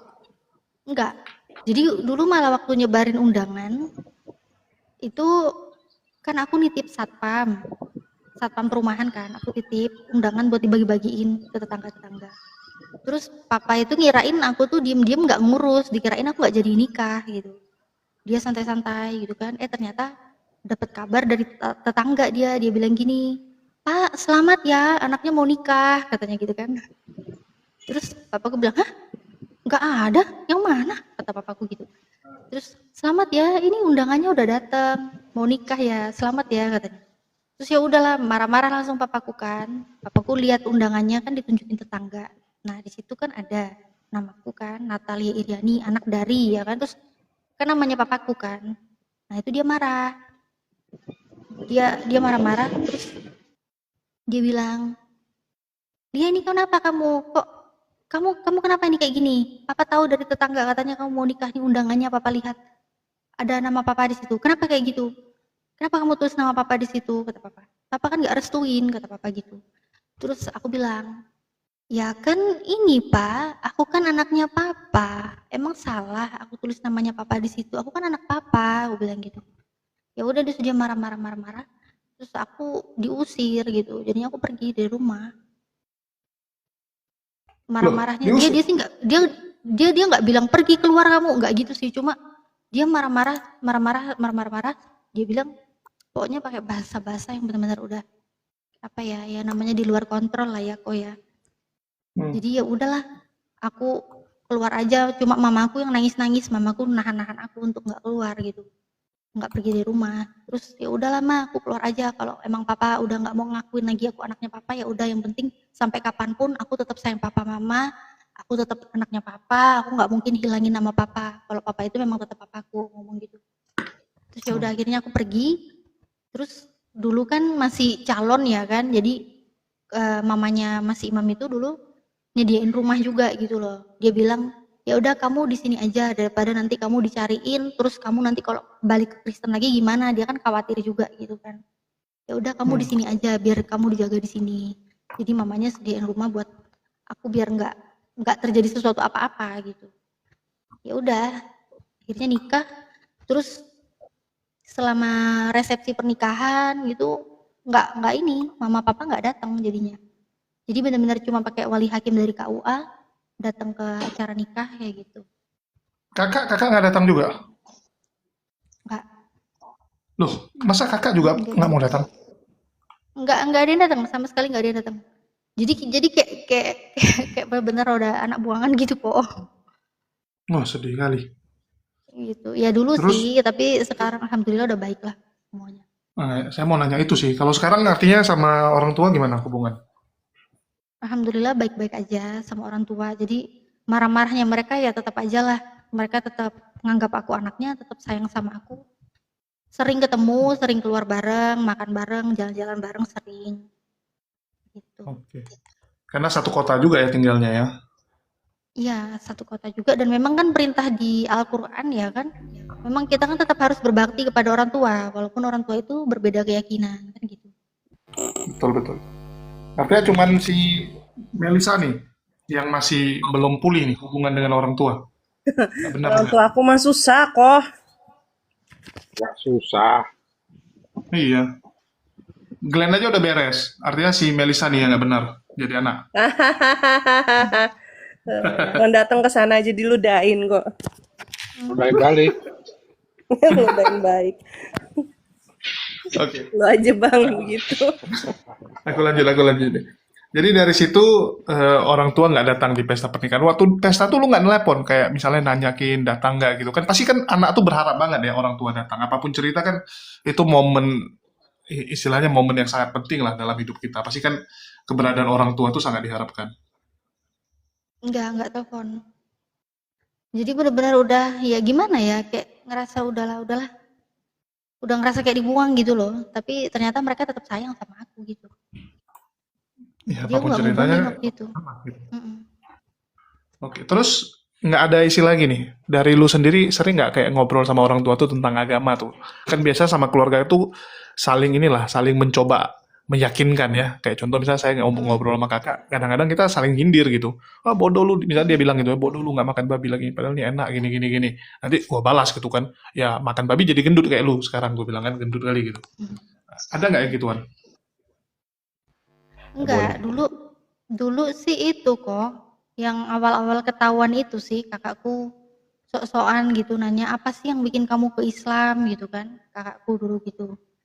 Yang kakakku yang aku bilang dia kepanasan marah-marah itu. Terus aku bilang, udah aku tulis di buku, ngomong kan.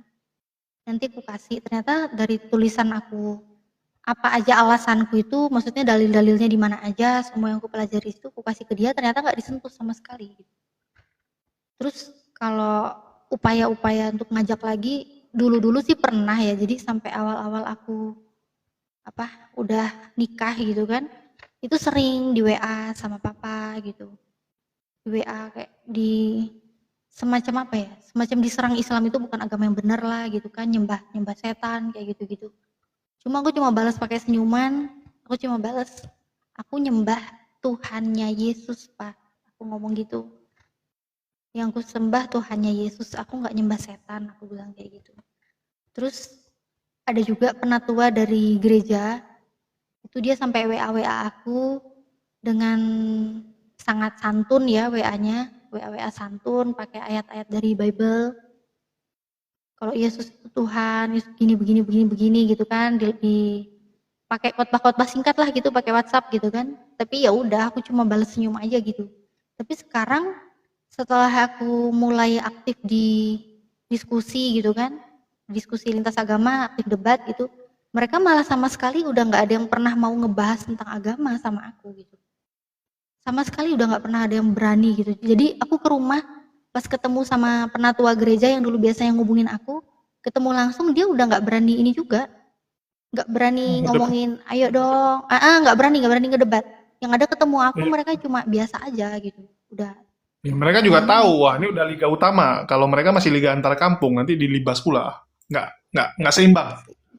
Kayaknya gitu. Jadi takut mereka ketemu aku. Gitu. Oke, ya pasti beda dong. Kan mereka juga ngukur, wah ini Mbak Natalia ilmunya udah beda. Nanti kita tantang sekarang diskusi, kita pula yang jadi mualaf kan gitu. Iya kayaknya. Oke, mungkin dari situ, aku mau nanya nih, Mbak Natalia kan artinya mualaf udah cukup lama nih. Kok bisa nyasar di dunia debat? Boleh cerita nggak? Banyak yang nggak tahu nih. Awal mula Mbak Natalia bisa muncul di dunia diskusi. Iya dulu sebenarnya nggak pernah tertarik untuk debat dulu, nggak pernah ya kok ya. Jadi memang benar-benar dulu tuh aku hindarin. Kok Julius tahu sendiri lah ya dulu kalau zaman-zaman StreamYard ya kan.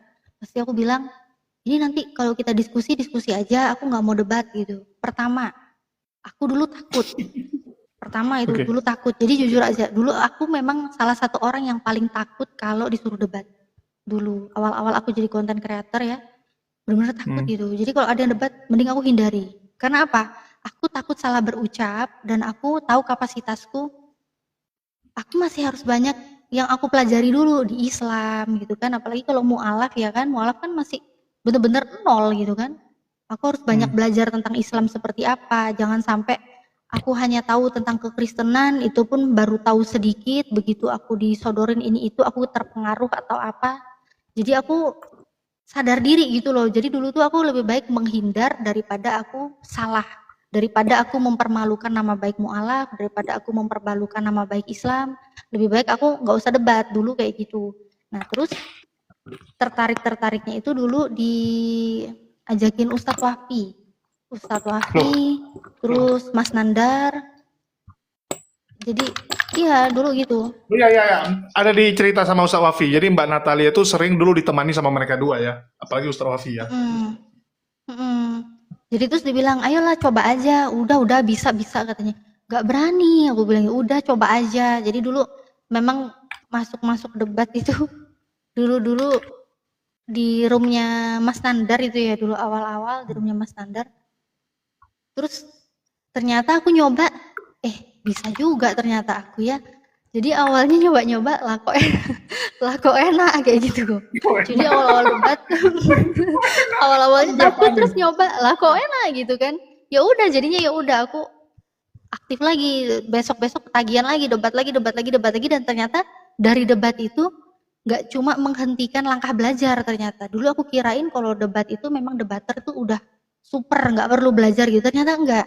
Justru dari semakin sering berdebat, dari situ pula aku tiap hari menambah banyak pengetahuan. Entah itu pengetahuan dari teman-teman Kristen sendiri atau pengetahuan dari keislaman sendiri. Seperti itu. Jadi memang benar-benar segala sesuatu tuh pelajaran terus. Jadi nggak ada belajar itu berhenti, nggak ada. Walaupun debat, justru belajar itu makin banyak tuh yang didapat. Kayak gitu. Oke, jadi intinya itu dari coba-coba kok lama-lama enak makan oten ya. Kalau sekarang nggak Kok makan enak oten makan tuh kayak oten. ada yang kurang gitu ya. Ya, kayak ada yang kurang gitu. Jadi kecanduan makan Tapi oten. ini juga sih kok, kan sering juga ya, mungkin ada orang-orang yang masih awam gitu ya, mungkin ada orang yang awam walaupun dia lebih dulu Islam, mungkin Islam dari lahir, ada juga beberapa yang komentar itu nggak paham tentang dunia diskusi lintas agama gitu kan. Ada yang bilang udah nggak usah debat, Rasulullah aja nggak pernah begini begitu. Kenapa sih kok melarang kami berdebat begitu? Kenapa gitu? Sedangkan Allah saja mengizinkan. Kan di dalam surat An-Nahl ayat 125 kan Allah sendiri yang mengatakan, serulah manusia kepada jalan Tuhanmu dengan hikmat dan debatlah mereka dengan cara yang paling baik, kan begitu. Jadi ada aturannya, ada perintah dan ada aturan gitu loh. Kita boleh berdebat, aturannya harus dengan cara yang baik. Cara yang baik bukan berarti harus kita elus-elus juga gitu. Cara yang baik ya kita lihatlah orangnya. Saat orangnya santun, kita santun. Orangnya menyerang kita harus mematikan serangan itu. Kita nggak mungkin dong ngelus-ngelus orang yang nyerang kita kan gitu. Betul. Itu sih. Oke, artinya seperti itulah. Tapi awal mula punya channel YouTube tuh gimana Mbak Natalia? Karena aku kurang tahu. Kan aku waktu pertama kali buat, Mbak Natalia udah ada duluan gitu. Udah duluan lah. Kalau secara channel udah duluan senior gitu. Nah itu gimana sih sejarahnya? Dulu buat itu hanya untuk mengeluarkan unek-unek alasanku mu'alaf. Karena aku bingung gimana caranya ngasih tahu alasan. Kalau kasih tahu mu'alaf, mereka udah tahu aku mu'alaf ya kan, keluargaku maksudnya. Tapi yang aku pengen kasih tahu itu, keluargaku tahu apa aja sih yang aku pelajari, apa aja sih yang aku lihat selama ini gitu. Kok aku sampai berani masuk Islam. Nah, jadi aku pengen ngasih tahu ke keluargaku, ke mamaku, papaku, kakak-kakakku, aku pengen mereka tahu gitu. Jadi dulu bener-bener niat cuma dari buku yang aku tulis, coret-coretanku itu, aku bikin sebuah video dan itu dulu kisah mu'alaf 1-4, aku upload di channelku kan, Natalia Iriani. Di situ semua kisahku aku jelasin di situ, data-datanya semua aku tampilin di situ, nggak ada yang nggak aku tampilin. Assalamualaikum. Semua gitu. Waalaikumsalam. Ustadz Sugi. Aku selesaikan ini dulu ya Pak De ya, habis nih ya. Lanjut Mbak. Ya, jadi awal mulanya tuh tujuannya untuk sharing tentang kisah hidup ya, buat channel YouTube untuk sharing kisah hidup. Tapi belum tahu dunia debat waktu itu ya, belum tahu dunia diskusi belum ya. Belum tahu dan itu tujuanku dulu bener-bener hanya di lingkup keluarga. Aku nggak berpikiran aku bakal jadi YouTuber, aku bakal dikenal orang. Dulu nggak mikir itu sama sekali. Cuma mikir orang tua aku tahu deh urusan hidayah aku serahin ke Allah. Itu aja dulu. Niatku cuma itu. Bener-bener niat Allah meridoi orang tua aku tahu gitu loh. Biar aku tenang gitu kan. Terus ya udah, ternyata Allah itu ngasih sesuatu yang di luar aku bayangkan gitu loh. Jadi ternyata nggak cuma orang tuaku tahu, nggak cuma didengar sama mama, papa dan keluargaku. Ternyata kok video yang aku upload ini sempat kemana-mana dan ini juga alhamdulillah Allah izinkan semuanya video-videoku bisa viral, itu juga bantuannya lewat Ustadz Sugi juga. Ini baru naik Ustadz Sugi. Jadi dulu Ustadz Sugi yang ngepromosiin, nggak tahu nih videoku dulu ditonton sama Bang Andre Mu'alaf, terus di-share ke Ustadz Sugi dan Ustadz Sugi yang memviralkan gitu. Jadi Ustadz Sugi yang memviralkan dan akhirnya gempar kemana-mana, channel-channel Kristen juga nge-reaction dan akhirnya banyak juga dari media-media sosial gitu kan, dari sosmed yang di Google gitu banyak juga kan link-link media-media tabloid-tabloid gitu, itu mereka memberitakan tentang kisah mu'alafku gitu. Dan alhamdulillah juga ternyata yang aku inginkan hanya keluarga yang tahu, enggak. Ternyata dari Kristen sendiri, dari reactionnya, dari channel-channel Kristen mereaction, ternyata ada juga orang Kristen nonton videoku yang di reaction dari channelnya Kristen, Ternyata dia nyari aku dan dia mau syahadat. Katanya setelah nonton Masya Allah. kisah mu'alafku gitu. Menginspirasi banyak Jalannya orang. lewat situ. Alhamdulillah. Kayak gitu. Ya, karena memang ya kalau bicara casing, jujur ya, ini menarik gitu kan Mbak Natalia dengan tampilannya yang luar biasa manis gitu kan. Wah, ini siapa gitu. Pasti cowok-cowok ya, apalagi cowok-cowok pasti penasaran untuk lihat gitu ya. Kita bicara komersilnya ya, bicara komersilnya. Artinya dari situ awal mulanya dari ingin ingin membagi kisah kepada keluarga, malah YouTube-nya viral. Terus gak lama kemudian ya YouTube-nya itu hanya sekedar menampilkan diskusi-diskusi ringan, lama-lama karena diajak sama Nandar Bolo-Bolo Bala-Bala Bili-Bili dan juga Ustadz Wafi, jadinya mulai tuh debat dengan oten-oten dan lama-lama ketagihan gitu ya. Sampai hari ini artinya Mbak Natalia ya. Sampai hari ini. Oke. Ya, saya ingat Mbak Natalia zaman saya dulu pertama masih ya itu yang tadi Mbak Natalia bilang, jangan debat lah gitu, masih lembut gitu orangnya, lembut. Kalau sekarang udah benar-benar kayak pejuang nih ya, udah pejuang sekali. Kalau zaman dulu masih jaim-jaim gitu, wah luar biasa, Masya Allah perubahannya. Oke, mungkin ada lagi Mbak yang mau disampaikan untuk teman-teman mungkin yang masih belum berani melangkah nih. Kan pasti banyak di luar sana yang sebenarnya udah tahu tentang kebenaran, ya udah tahu bahwa ada yang salah nih dengan ajaran dia, tapi belum berani nih untuk menjadi seorang muslim atau muslimah. Ada pesan yang mau disampaikan? Ya, sebenarnya kalau belum berani sih itu semua pilihan ya. Itu semua pilihan, tinggal bagaimana pribadi kita masing-masing gitu kan. Nah, tapi kalau memang sudah tahu Islam itu agama yang benar, kalau memang udah tahu ya. Kalau memang udah tahu Islam itu agama yang benar, tapi Anda belum berani untuk mengucapkan 2 kalimat syahadat, menjadi seorang muslim atau muslimah, pikirkanlah. Kalian emang tahu umur kalian sampai kapan? Apakah ada yang menjamin kalian bisa bersyahadat sebelum kalian meninggal? Dari mana kalian bisa tahu hal itu?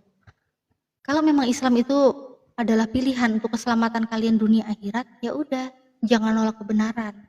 Karena memang lebih baik aku itu ya, kita ini lebih baik memaksakan diri kita untuk masuk surga daripada kita ini dengan sukarela masuk ke dalam neraka. Kayak gitu. Itu aja sih. Oke. Oke, luar biasa sekali ya, karena memang banyak orang yang ngincar dunia, lebih memilih dunia daripada akhirat. Karena banyak orang itu kan pengen jangka pendek ya, melihat yang jangka pendek bukan lihat jangka panjang. Mungkin itu aja diskusi kita dan kesaksian kita dari Mbak Natalia Irani. Semoga ini bisa menginspirasi dan memotivasi buat teman-teman yang lain ya, terutama yang sebenarnya sudah menemukan kebenaran tapi belum berani melangkah.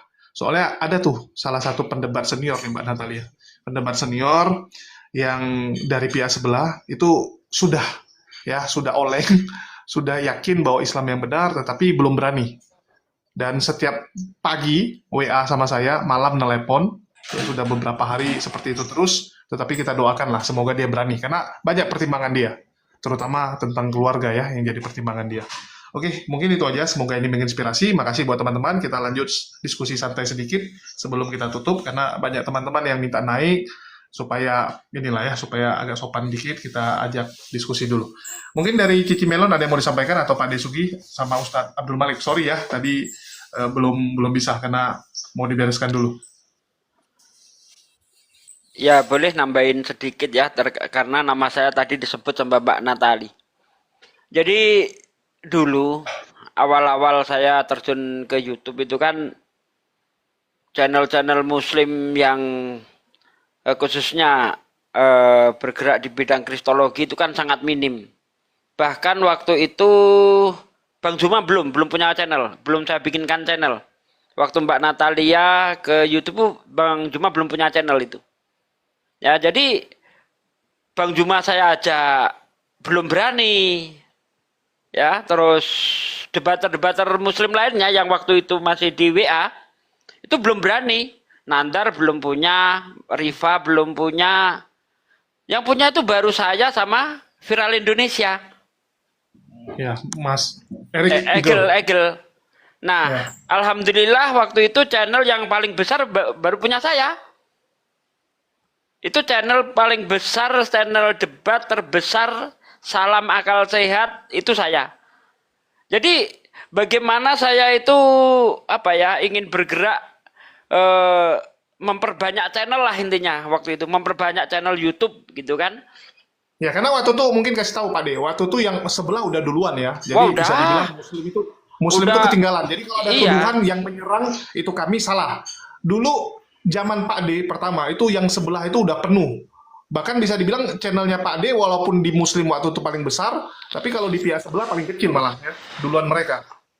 ya, wah inget saya ya, dihina-hina sama Risuli Lubis itu, karena baru begitu upload saya baru yang nonton 700, 500 orang, sementara dia begitu upload yang nonton puluhan ribu, dihina-hina itu sama Risuli Lubis itu. Nah, jadi dari situ saya berpikiran bagaimana Islam ini juga ikut andil di per-YouTuban kan begitu.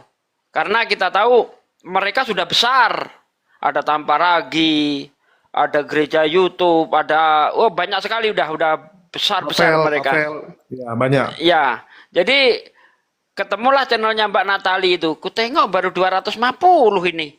Wah, ini kesaksiannya bagus, saya bilang kan. Ini kesaksiannya bagus. Ah, saya promosikan, alhamdulillah naik.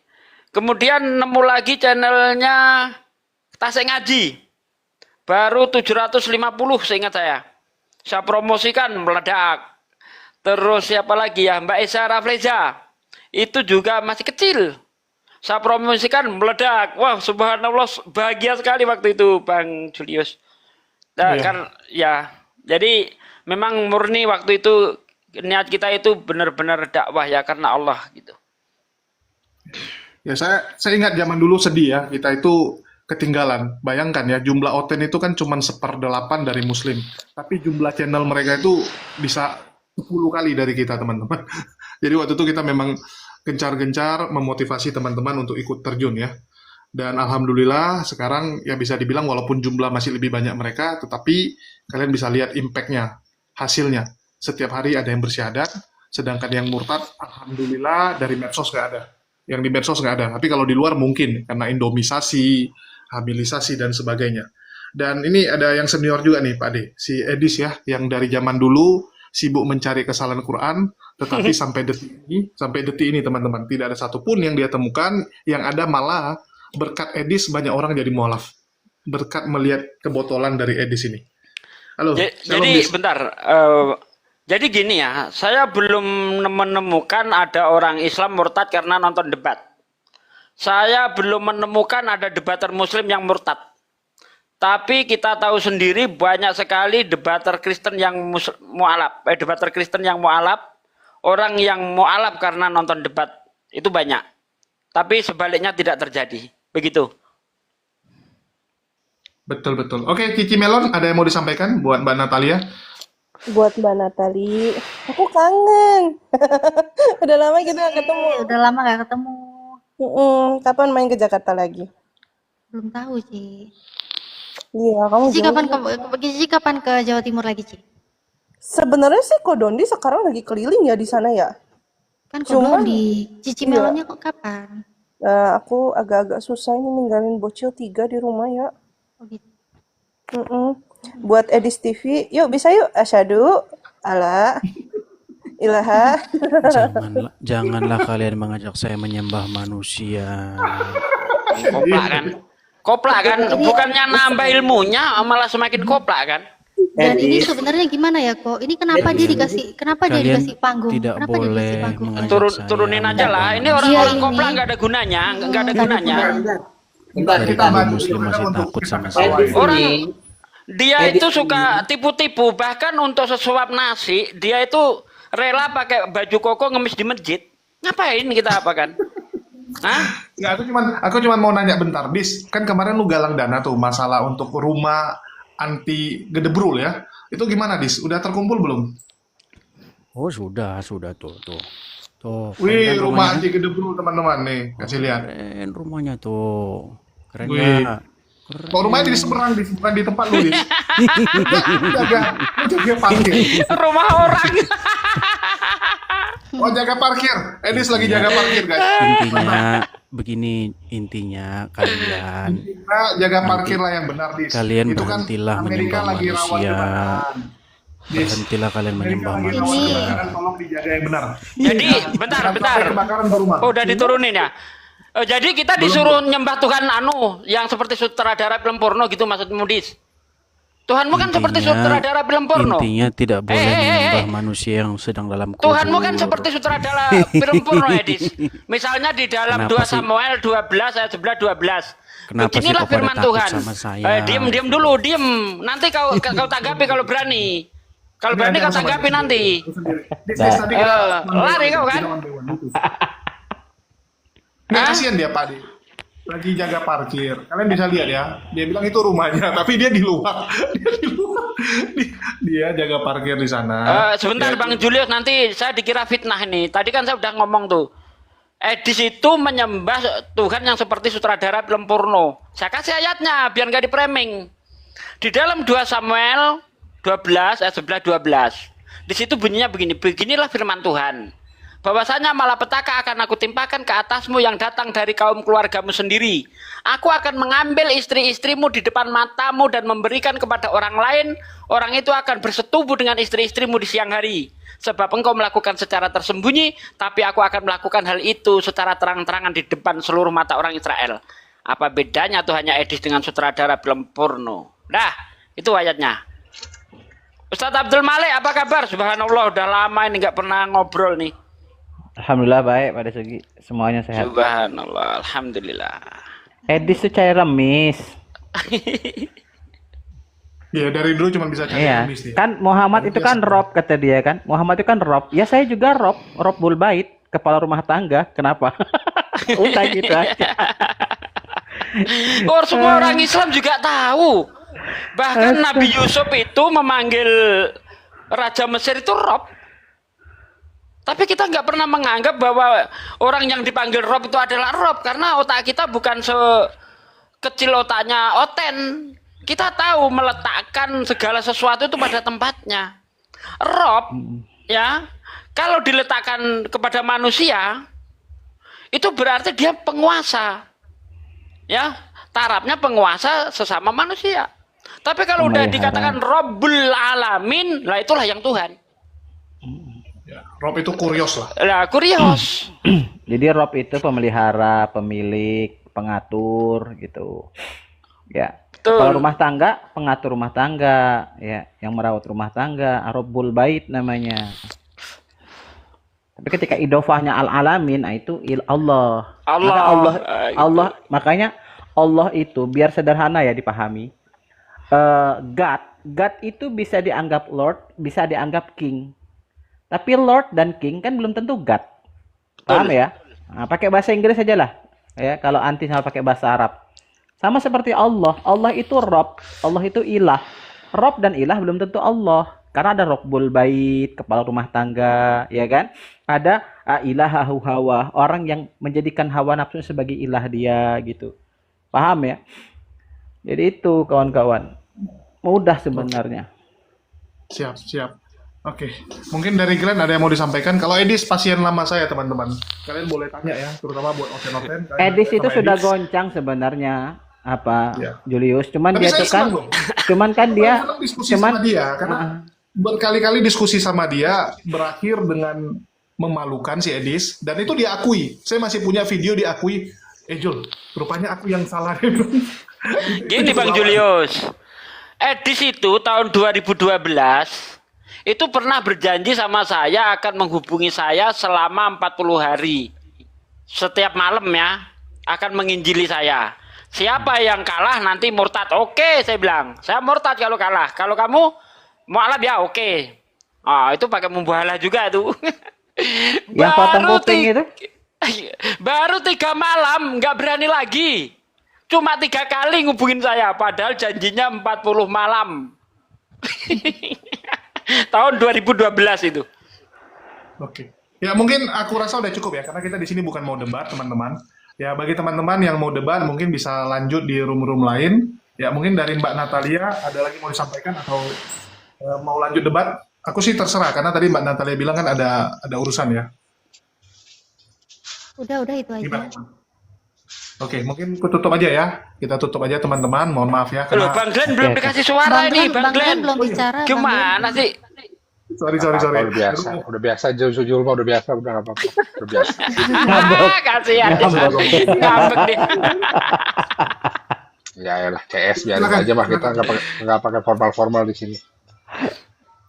Ya, pokoknya intinya kita jangan beri orang bodoh panggung, udah itu aja. Betul. Heeh. Ya, simple kok. Udah, lanjut. Itu cuman kelas badut. Ada lagi Pengagumnya ya badut. Sebelum kita tutup, bagi teman-teman yang mau lanjut lihat diskusi, masih banyak room-room, ada Bang Faruk, ada siapa lagi yang lagi live, nggak tahu saya ya.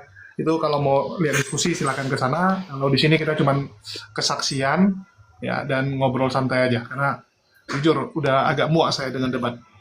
Kalau saya nggak bosan. Makanya aku berapa hari ini jarang nongol. Aku nengok Kristen koplak-koplak jadi agak males juga. Nggak tega. Nggak tega. Ya mungkin kita tutup aja ya. Makasih buat teman-teman semua. Di akhir kata saya ucapkan wassalamualaikum warahmatullahi wabarakatuh. Sampai jumpa di lain kesempatan. Oke, sebelum ditutup, saya pesan yang ada di YouTube, saudara-saudaraku yang di YouTube, karena baru 1 jam kita pindah ke koma lain ya. Jangan pergi dulu. Ya, silakan Oke, Pak. ditutup. Makasih. Yuk. Assalamualaikum. Salam. Waalaikumsalam.